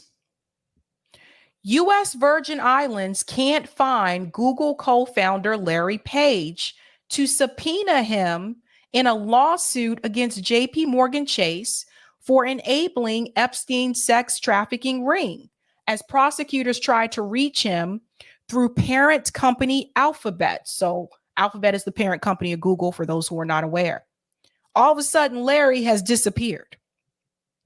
Let's get into this. I'll make it, I don't know if it'll let me make it a little bit. Okay, there we go. Whoop. The U.S. Virgin Islands is unable to subpoena Google co-founder Larry Page over potential ties to Jeffrey Epstein because he cannot be physically located. Federal court filings reveal he cannot be located. So let's talk about this for a second. You have a smartphone, you can be located. Whether you have your location setting on or not, they can still track you. My guess is Larry has a burner phone. I'm pretty sure he has some sort of communication device. And usually when people are trying to go off the grid, they're more likely to ditch the smartphone and get a burner phone. I watched a lot of Breaking Bad and Better Call Saul, okay? Anywho, that's probably why they are having a difficulty tracking him. Now, they say he can't be physically located. I'm just going to say they can't track him, which means he could be anywhere. You know, this guy's very wealthy. There's a billionaire here. He could have a bunker somewhere that has no signal. We don't know. Or maybe he was taken. Maybe someone got to Larry before the subpoena could get to him. Let's go on. A motion filed by the Attorney General for the U.S. Virgin Islands said investigators tried to identify a physical address at which Page, who is 50, could be personally summoned to appear in court. After identifying 4 possible addresses, none of which were valid, prosecutors are requesting the federal government allow Page to be summoned via Alphabet, Google's parent company, as he is still a member of its board. So notice they said 4 possible addresses. Again, this is wealth in action. These people, like co-founders of Google, like they have a lot of money. They usually have more than one house. Let's just keep it real. But they said those weren't even valid.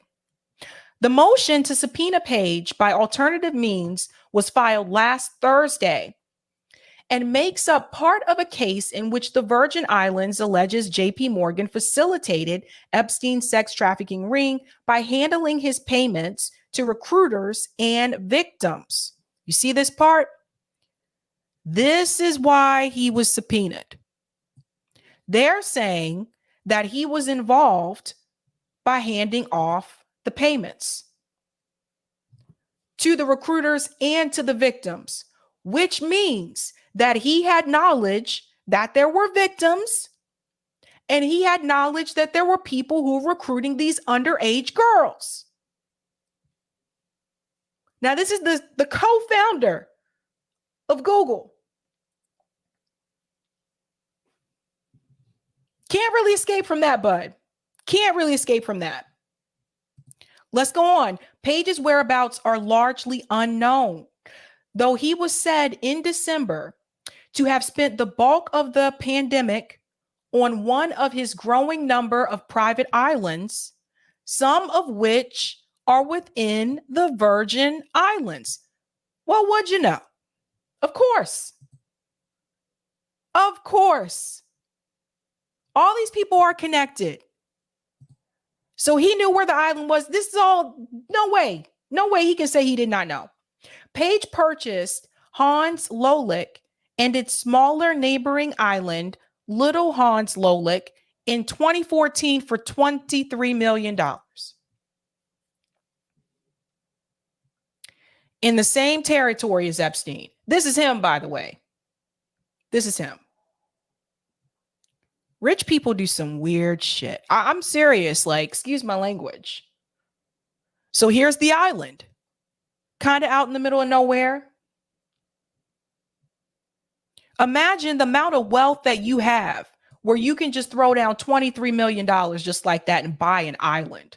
Forget buying multiple homes, but to buy an island. We're dealing with people that have enormous amounts of wealth, which means they're less likely to be held accountable, and they're going to be able to do things that some of us can only even imagine. They're going to be able to get away with a lot of things.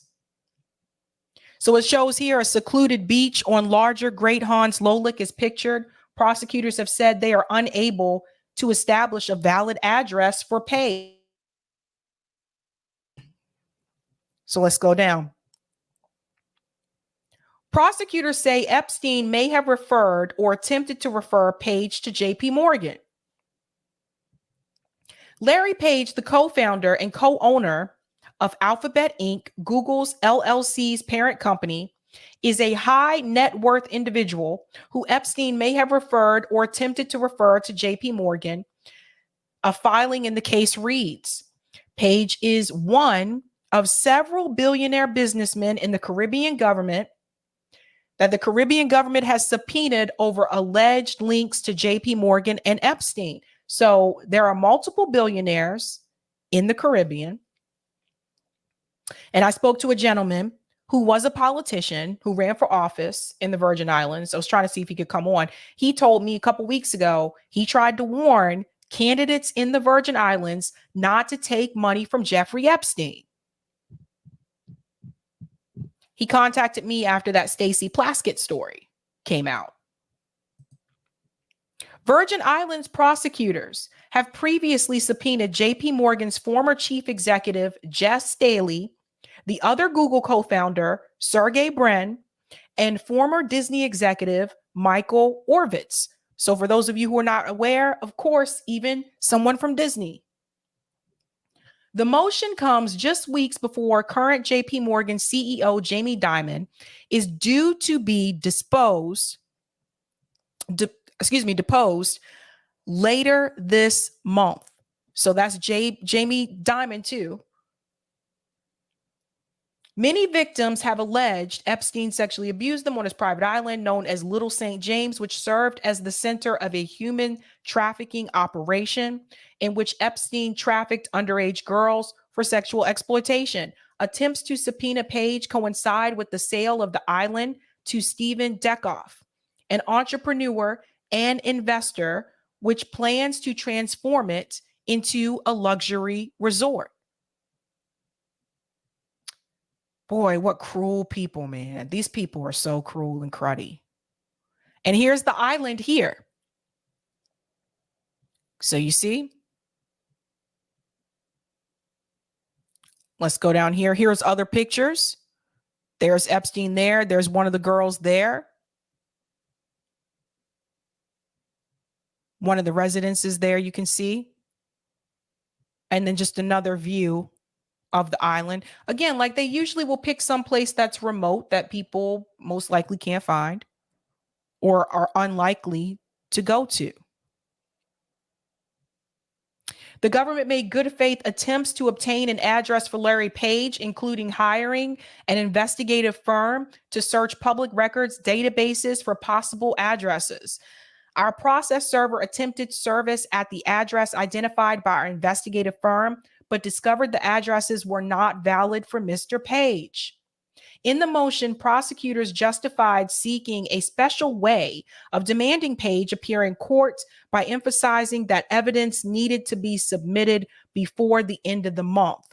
Moreover, the fact discovery end date is at the end of this month.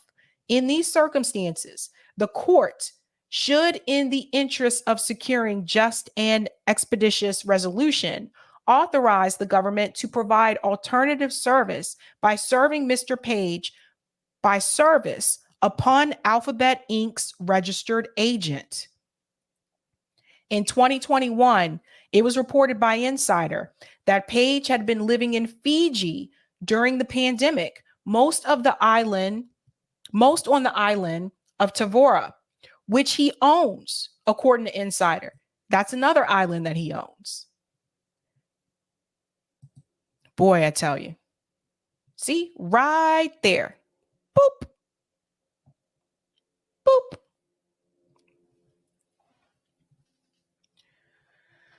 It's a hot mess.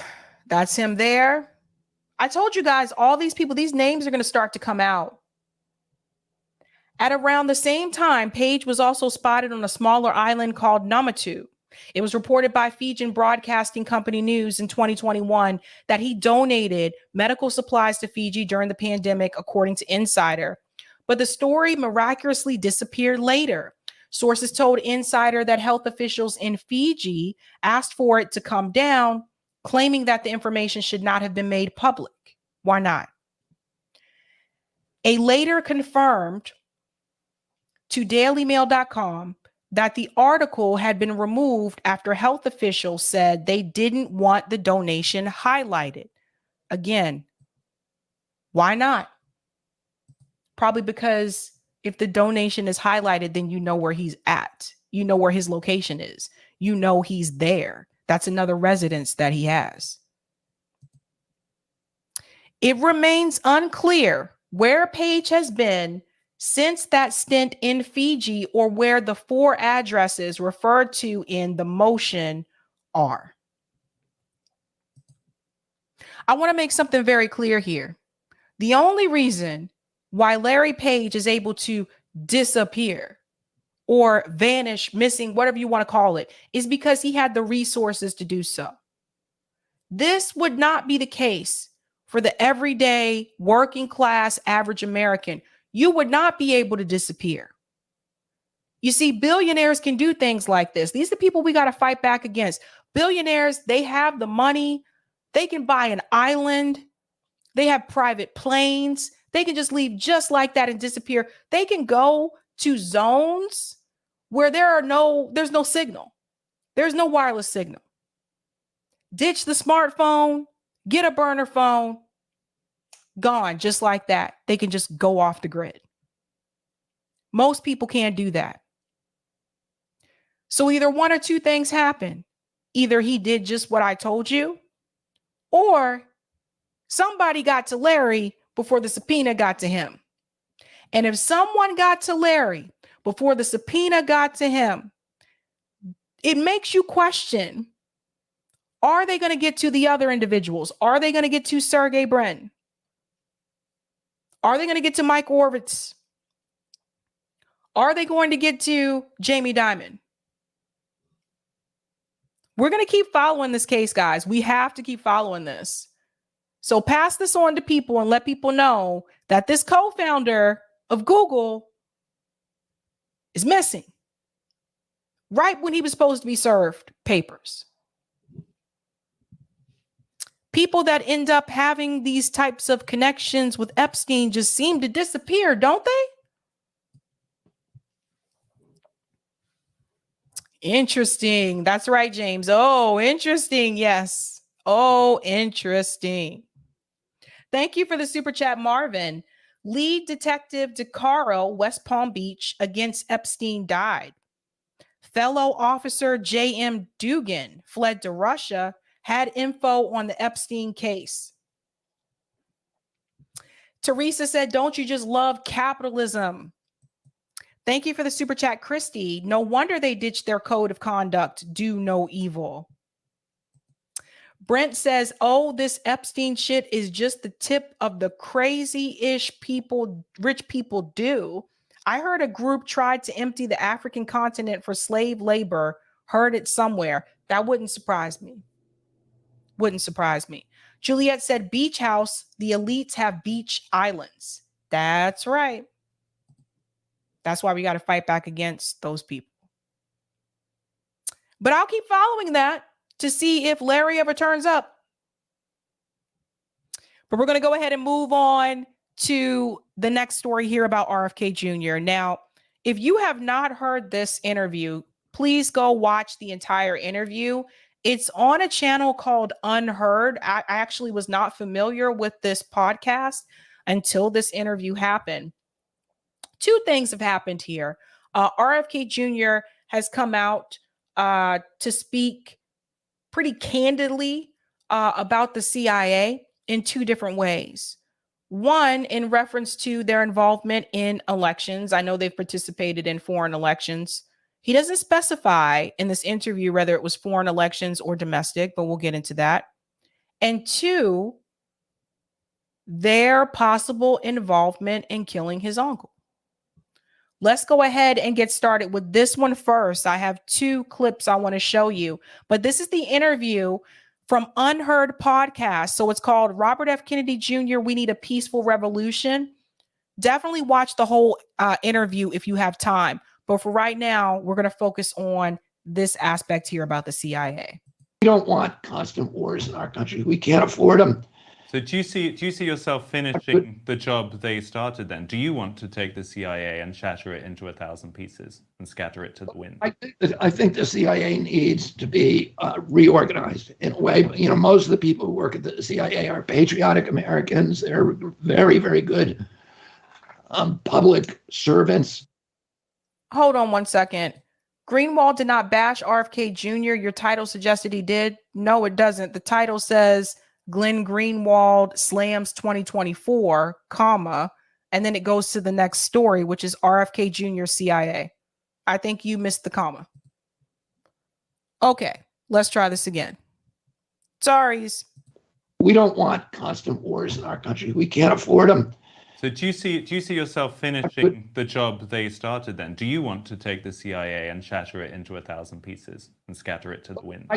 I think the CIA needs to be reorganized in a way. You know, most of the people who work at the CIA are patriotic Americans. They're very, very good public.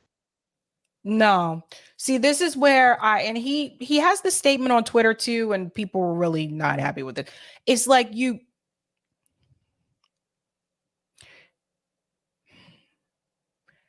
the CIA is an agency. It doesn't matter what people you have in it. The agency itself is corrupt.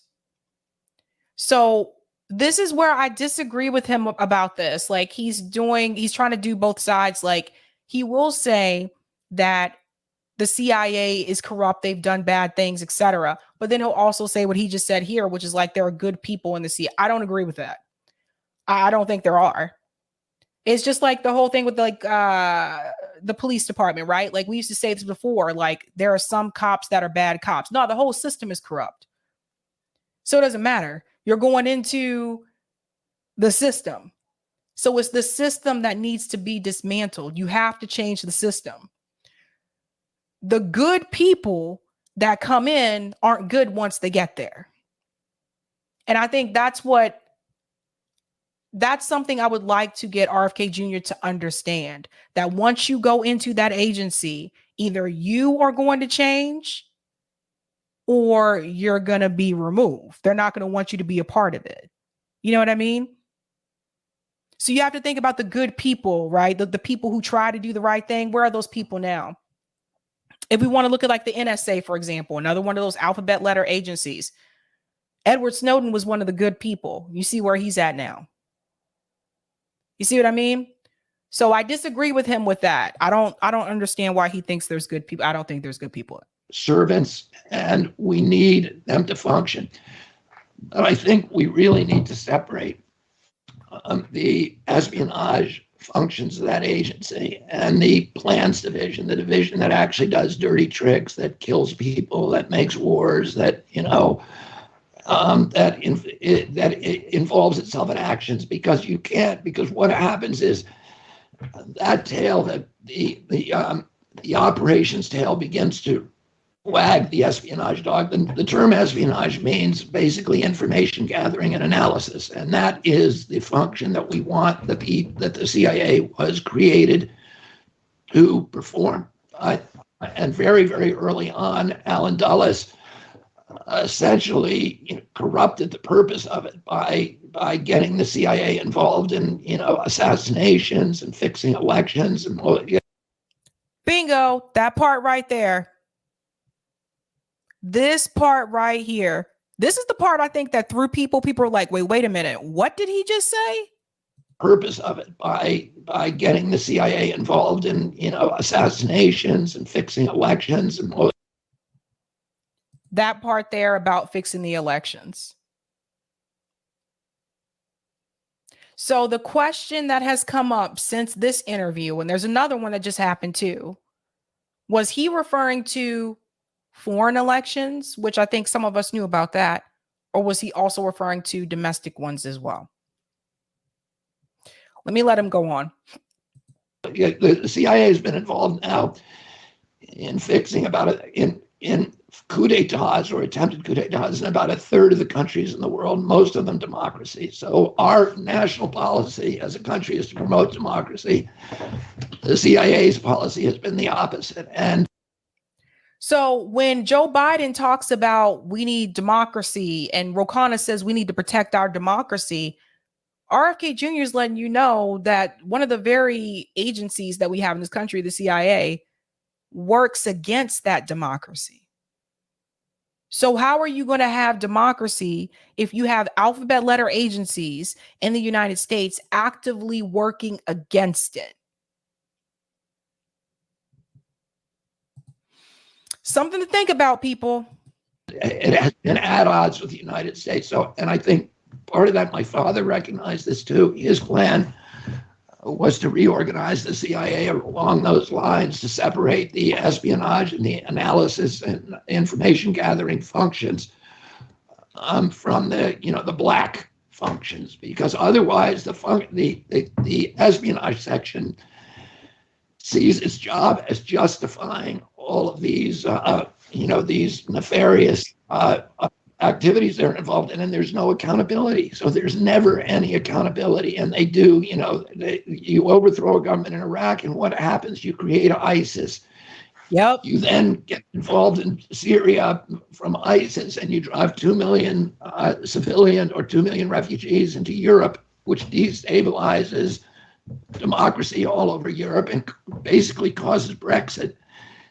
And that is that's the outcome of what the CIA considers a successful operation to depose Saddam Hussein.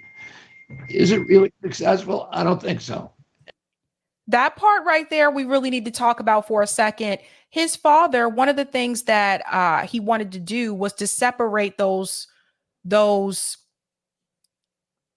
fractions of the CIA. Like he wanted, let's pull away the part that has to deal with like the espionage and separate that from the part that wants to deal with like the assassinations and like the election interference and things like that. Let's separate those two. And that makes me wonder, is that the reason why Bobby Kennedy is gone? Because he'll get into that too, about how he believes that they not only tried to kill his uncle, but also his father. So is that why Bobby Kennedy was killed? Because he wanted to reorganize the CIA? He wanted to make changes there? It makes you wonder. And then he talks about their involvement with overthrowing, regimes and taking leaders out. And so Saddam Hussein is a perfect example that he mentions, because this is something we need to point back to. When the U.S. government overthrew Saddam Hussein, that actually gave rise to ISIS. Now, I've told people this before, and people are like, no, that doesn't make any sense. No, it does. Because even though Saddam Hussein was a dictator, Saddam Hussein was actually able to keep those other radical groups in check.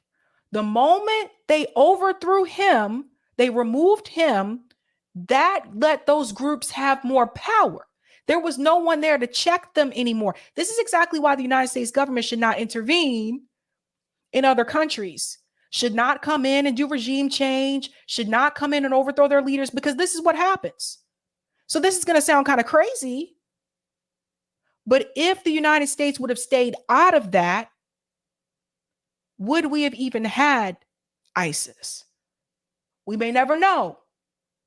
So that's a big part. I'm glad that he mentioned that, because I think that's important to point out. But that's just one example. There's been multiple examples where the U.S. has intervened, overthrown leaders, and then the people in that country were worse off than they were before U.S. intervention. Let's go on.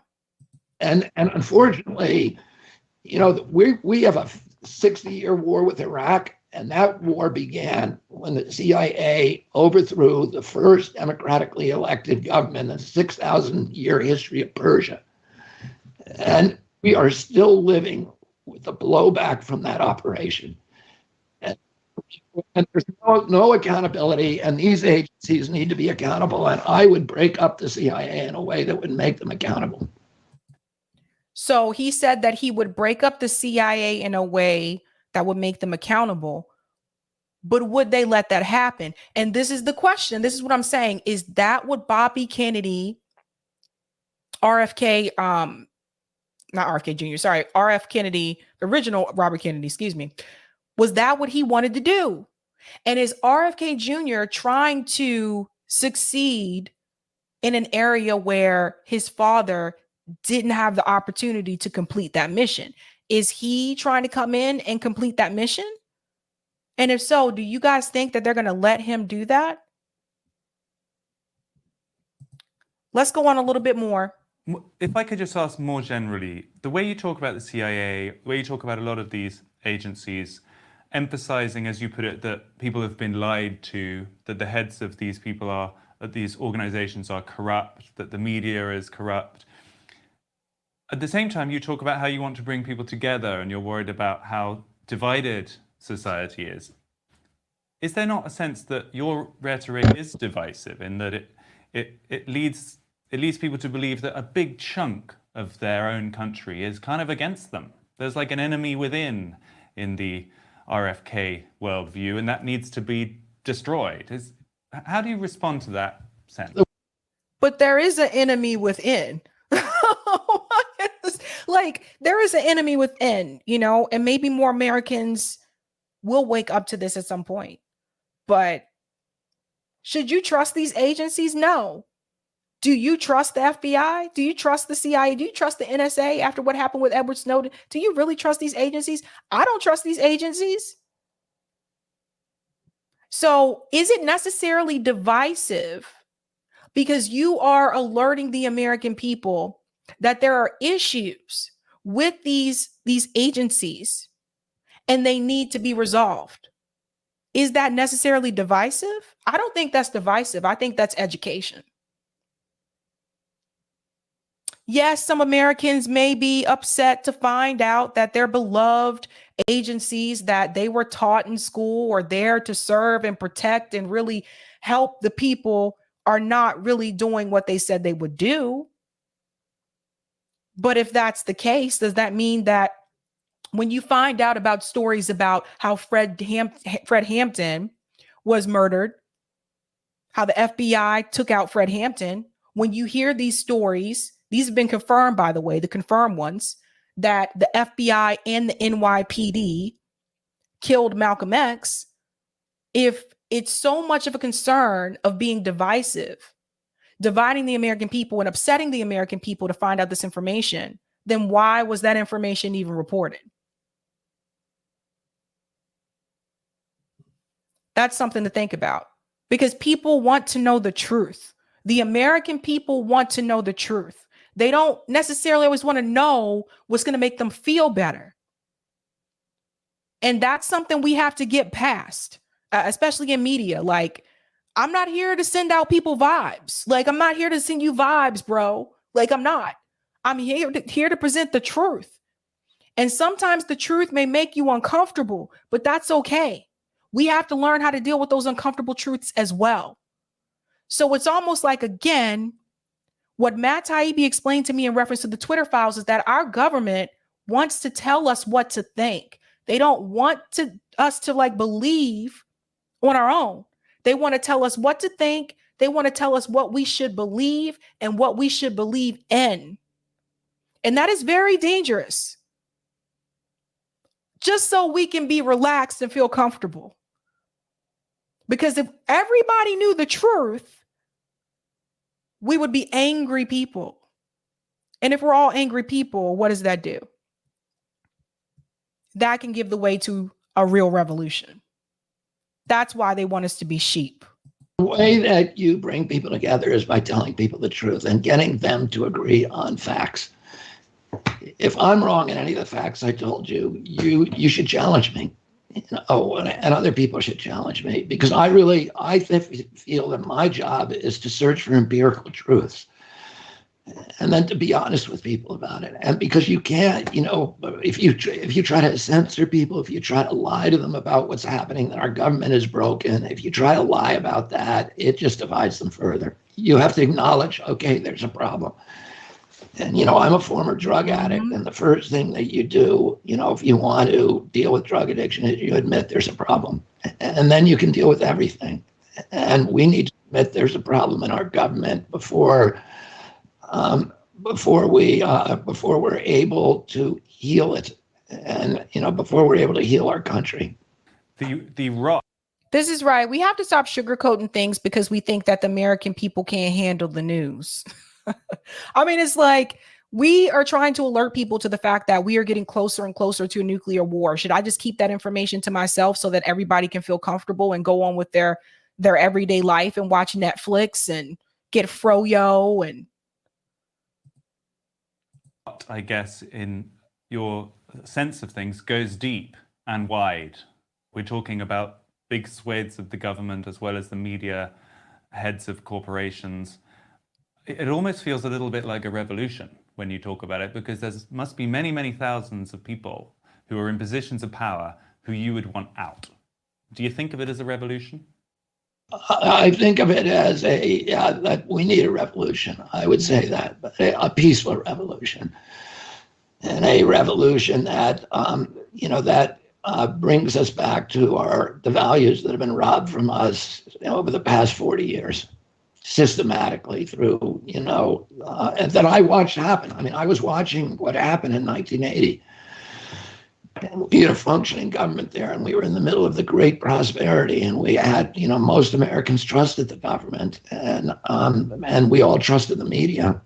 And today, 22% of Americans trust their government, 22% trust the media. And the reason we have all this blizzard of misinformation, is called misinformation, is because people are looking for other sources of information that they can actually trust, because the people who are supposed to be giving us good information are not. It's spin, it's propaganda.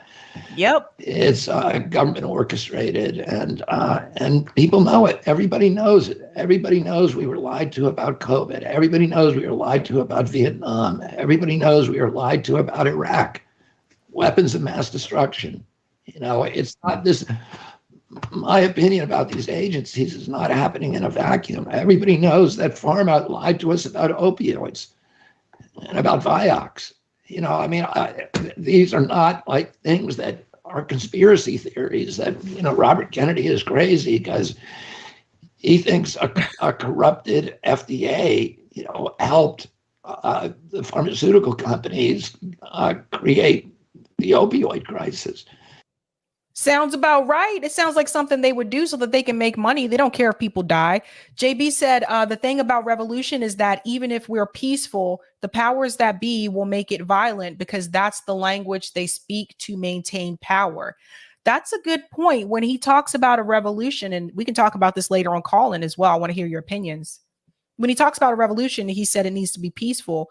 Do you think that's something that's possible? Something to think about. Now, I want to go ahead and go to the next clip because he also had a more recent interview with Sean Hannity, and God bless him. Because I told you, I'm sorry. This is the second Sean Hannity interview that I'm presenting. You guys know I'm not fond of his interviews because he likes to interrupt people Sabby don't like. I don't like that he does that. I like to hear people answer a question, but whatever. People have different styles. It is what it is. But Case Study QB caught this today, and I'm glad that he did. I want to play part of this as well, where he also goes into this issue that he has with the CIA, because this was trending because so many people were like, whoa, what did he just say? So listen to this. We'll play part of it. All right, Hannity, hot seat time.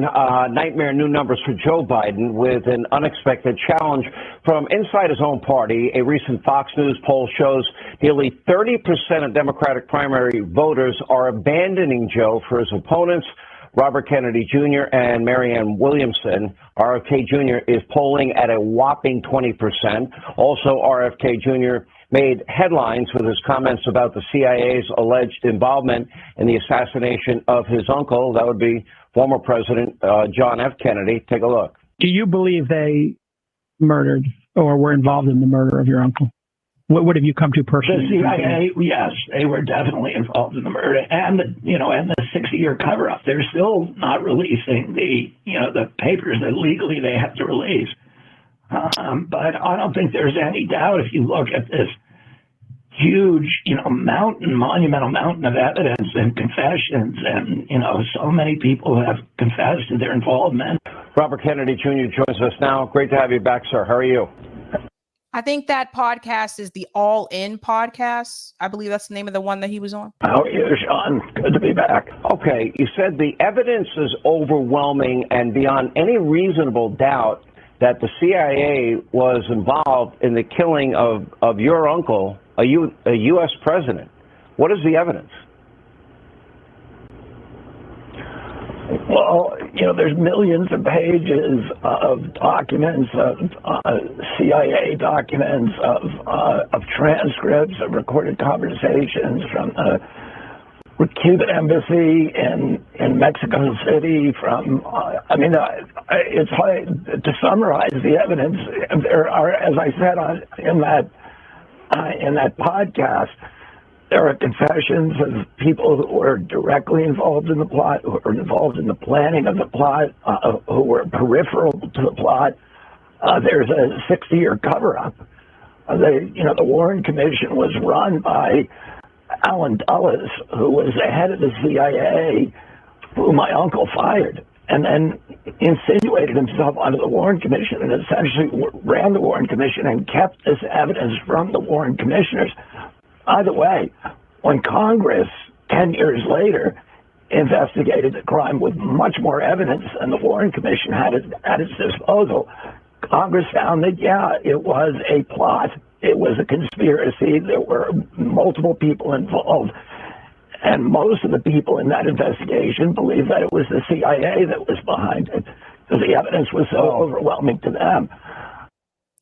I never believed that one man could act alone to take down the president of the United States. I always had questions about that. I had a book report I had to do one time when I was in high school about JFK, and my teacher was very upset because I went to the library and I sought out books that were a little bit more truthful, not my history book. I wanted to find out more about what happened to JFK. And my teacher did not like that report. She tried to give me a D on it. And by the way, I was like AB student. So, that didn't fly well. And when I asked her why she gave me a D on it, she said, there's just no way that this could have happened. And I said, well, the assignment was a book report. The assignment was not your opinion, like what you think happened. The assignment was to pick a book about a political figure and do a book report. And that's what I did. She didn't like the book that I chose because the book that I chose doubted that Lee Harvey Oswald acted alone. And I did that report, and I did a kick-ass report, and she had to come back and she had to reverse that grade. But this goes to show you again how even our teachers, even they're propagandized. Look at it. They can't even pick the curriculum they want to pick to teach. The school board tells you the curriculum. You got to go with that. You can't pick the books that you want your students to read in the classroom. I worked in education. I know you can't pick the books that you want your students to read in the classroom. You have to pick the books that are approved by the curriculum, by the school board. So there's a lot of propaganda that happens throughout our lives. It's not just the media. It's also the education system. It's all controlled. Think outside the box, guys. That's all I ask. The magic bullet never made any sense to me. I'll tell you that. Yeah, well, none of it made any. I mean, Jack Ruby, even when I was a little boy, Sean, I was in the White House. My uncle was, laying at rest in the East Room, being waked. And I was standing in the main floor of the White House with my Aunt Jackie Kennedy and my father and my mother. And President Johnson came in and told us that Lee Harvey Oswald had just been killed by Jack Ruby. And I said to my mom at that point, I turned to her and I said, why did he kill him? Did he love our family? Well, that's a lingering question. What was Jack Ruby doing there? My father, when he investigated Jack Ruby, he found out that Jack Ruby had been deeply involved with Carlos Marcello's mob, with Sam Giancana, and all the people who were all of those mob leaders, Santos Traficante, who were the Havana casino owners, who had been recruited by the CIA in the Castro murder plot. So they were all working together in cahoots with the CIA. By the way, the day that my uncle was killed, I was picked up at Sidwell Friends School and brought home. The first phone call that my father made after J. Edgar Hoover told him that his brother had been shot was to the CIA desk officer in Langley who was only a mile from our house. Yeah. And my father said to him, "Did your people do this?" His next call was Harry Ruiz, who was one of the Cuban Bay of Pigs leaders who had remained very, very close to our family and to my father. My father asked him the same question. Then my father called John McComb, who was the head of the CIA, and asked him to come to the house. McComb came over, and when I came home from Sidwell Friends School, my father was walking in the yard with John McComb, and my father was posing the same question to him. Was it our people who did this to my brother? So it was my father's first instinct that the agency had killed his brother. This is probably the first guest I've seen Sean Hannity not really interrupt. Because what can you say? Aiden said it's almost like he goes into these interviews and the interviewer is like, oh, he actually knows his shit. Exactly. When he says, do you have evidence? Yeah, let me tell you what I know. We could spend a whole show on it. Let me go to your campaign. You are now polling at a very respectable 19% in one poll, 20% in another poll. And the polling against Joe Biden is horrible. 68% of people think he's too old, and 63% think he's not mentally fit. Do you agree with me that I do not believe Joe Biden is cognitively strong enough to be president? I don't have enough information about that because I have not seen Joe Biden. I'm not asking you to be a doctor, but when you look at him, does he seem like he's got it together? Come on, be honest. Does he seem like he has it together? You know what? I have questions, but I will leave that to other people. I think that Joe Biden, the reason I'm running is because I don't like what Joe Biden is doing with this country. I don't like the war in Ukraine that we should have settled that war a long time ago. We're sending $113 billion over there. The entire budget of EPA is $12 billion. The budget of CDC is $12 billion. We have 57% of Americans who could not put their hand on $1,000 if they had an emergency. Or $500. You guys talking about 1,000. I know people get not even $500. But again, this proves him and Marianne are not willing to say that Joe Biden is experiencing cognitive decline, that no, he is not fit to be president in 2024. I don't know why they won't say that. I wish they just would. If you asked me, I would just tell you no, he is not fit to be president in 2024. We have a quarter of Americans who are going to bed hungry.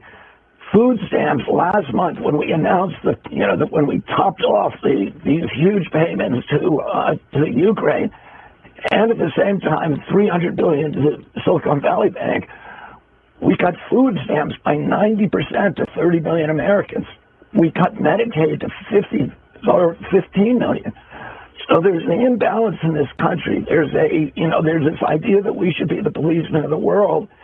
And by the way, what we're doing in Ukraine is not good for the Ukrainian people. We have killed 300,000 Ukrainian troops, 14,000 civilians. Well, Europe has stepped up. Geopolitical machination to in our own plot to try to get rid of Putin and try to exhaust the Russian army, and we're sacrificing the Ukrainian people in that vanity. All right, I'm just going to go ahead and cut it there because it is a longer interview, but I do have call in as well, and I do have a poll to get to. Eric, let me know when you have the poll ready, and we can go ahead and read the results of that poll because yeah, it's something, but I think if you're gonna, come out and say the CIA is corrupt, please don't turn around and then say there are good people there and we need them. No, no, you cannot both sides it. I think this is something that him and Marianne are both doing with different issues, but they're both doing it. It's like I guess they don't want to come across as too radical, right? But I think that's what the country needs right now. I think the country needs someone who's more radical. I think they need someone who's willing to go where Bernie wouldn't go. almost channeled Star Trek energy there for just a second. To go, what is it? What's the phrase from Star Trek? To go beyond where no man is gone or something like that. Anyway, let's look at this poll. All right. 801 votes. Who would you vote for? Who would win between Biden versus Trump 2024? 3% said Biden. Ouch. Damn. I don't know. You like Biden, and I don't know. Trump 79% and not sure 18%. Guys, this poll, I might need to take a screenshot of this because this is very telling. Oh, wait a minute, the number's changing. Uh-oh. There's more votes coming in. Oh, but the percentage didn't change. Okay. Thank you, Steve. To boldly go where no man has gone before. Thank you. Yeah, that is interesting. Oh, wait a minute. Now it says 4% Biden. 4% Biden, 79% Trump, and 18% not sure. I'm going to take a screenshot of that, and I might put that on Twitter because I think people need to see that. Even though I know it's my audience, but still people need to see that. There's a mixture of people in here. Everybody in here is not, a lefty and all that jazz, but that is something else. Okay. I'm going to take a quick break before we jump into call in. But we're going to have a good discussion tonight. We're going to talk about whatever you want to talk about, but the subject is Trump is beating Biden. And what are your thoughts on that? But we'll get into it. But yeah, man, crazy time. I think we got a couple of comments that might need to be read. Eric, thanks. All right. We can do that. All right. How's everybody doing here on our Tuesday night? Make sure we're keeping track of all these comments. So this is where we give our Sabrina a little break. And then we're going to be going into the call-in. And the topic tonight is going to be about Trump beating Biden. Let me switch up my ticker here. There we go. Call-in starting soon. And you can do call-in. We'll be giving you, actually, here, I'll give you the link. You want the link? I'll give you the link. We got your link right here. That you can do call-in on your browser, or you can bring up, install the call-in app on your smartphone. And there it is. And another super chat. We're going to be reading these super chats. Yeah, and you get the call-in going. If you do it on smartphone, search up Sabby Sabs, and we can hear what you're talking about. Yeah, we'll show it quick here. Tonight, episode call-in 103, Trump beating Biden.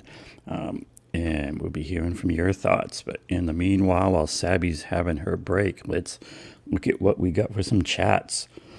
Excuse me. Actually, let me fix my camera.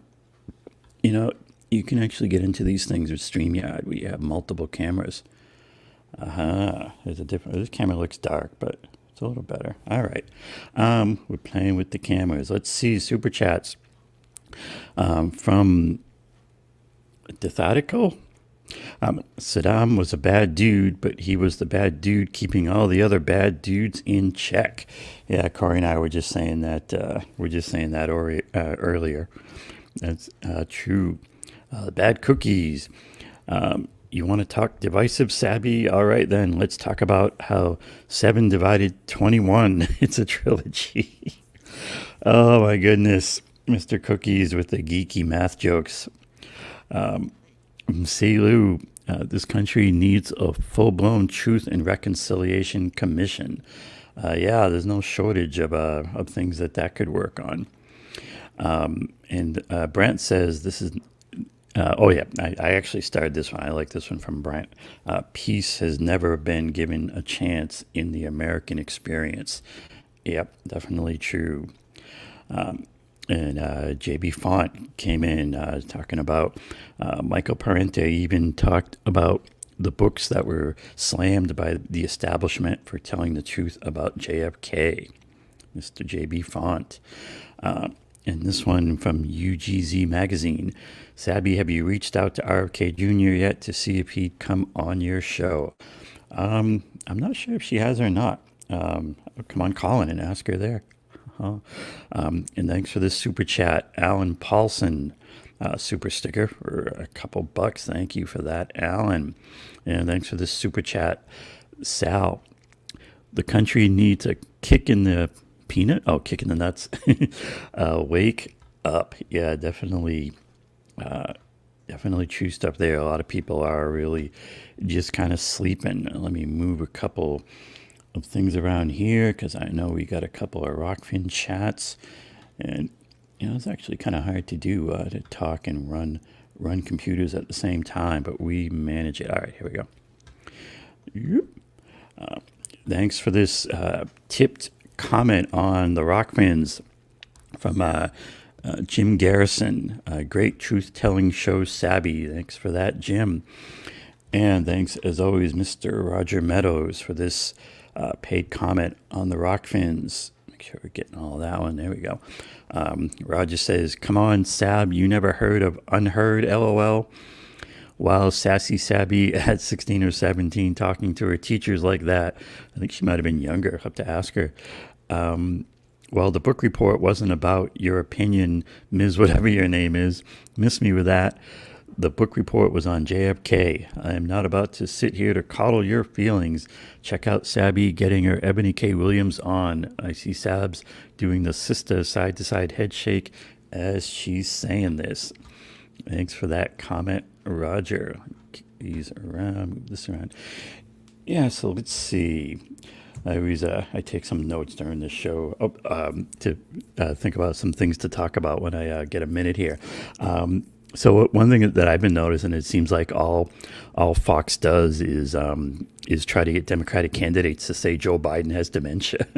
So like they come on, doesn't Biden have dementia? And they like they're dying to get that sound clip or something of them saying Joe has dementia. As if it like, I don't know. What I always come back to is it really, I mean, how much does it really matter? Whether it's a Democrat or Republican or which one it is that gets in. There are some differences, and there are, some detailed differences on, how particularly terrible one candidate or the other is in these parties. But in the end, they all serve the interests of the big money of that top 0.1%. It's about interests. There's Cookies backing me up. It doesn't matter. Yep. And that's the real thing. It's about the money. It's about interests. And I think if you come to that conclusion, then it gives you the focus on what things you should be focusing on if you're trying to fix this stuff, and if you're not getting to the real problems. It's like the thing with red pilling and figuring out the truth and whatnot. Personally, I tend to view things scientifically. And if you're coming at things from a scientific viewpoint, a true scientist actually welcomes evidence and new information that challenges their current mindset. Because like if you're a scientist and you're doing an experiment and you think you're going to get this result, if you do the experiment and you run the result and you get the result that you expected, well, as a scientist, you're kind of like, okay, that's okay. It's good to replicate things and whatnot. But if you're a scientist and you run an experiment and you get an interesting result, a different result, then as a scientist, as a truth seeker, as a knowledge seeker, your reaction is, oh, wow, that's different. That's unexpected. And the reason that's important, that's so welcome, is that is how you learn things. That is how you figure things out. You figure out what's real. And in the sciences, bias is actually your enemy. And so, when you're running in science and that kind of mindset, you go for you want the evidence, you want the real facts of things, even when it's hard, because that's where the truth is. And if you're not doing that, and if you're not open to that, then you're going to be kind of lost. I mean, you're never going to get where the real truth and the real facts of things. And if you don't get to that point, then how are you ever going to really fix things if you don't really know what's going on? That's true. Well So there's said. a bit of spiel there. All right. See ya. Okay, we are heading on over to call in. Tonight is episode 103, Trump beating Biden. New polls show Donald Trump is beating Biden by 7 points. What are your thoughts? And as always, you can talk about other stories that we discussed tonight. So I will see you guys over there. Let's head on over to call in. That link is pinned at the top of the chat. And other than that, guys, tomorrow is Wednesday. I'm not here on Wednesdays. I'm not live on Wednesdays. I'll upload clips and then I'll be back on Thursday. But other than that, you know how we do this. Have a good night. Keep up the fight.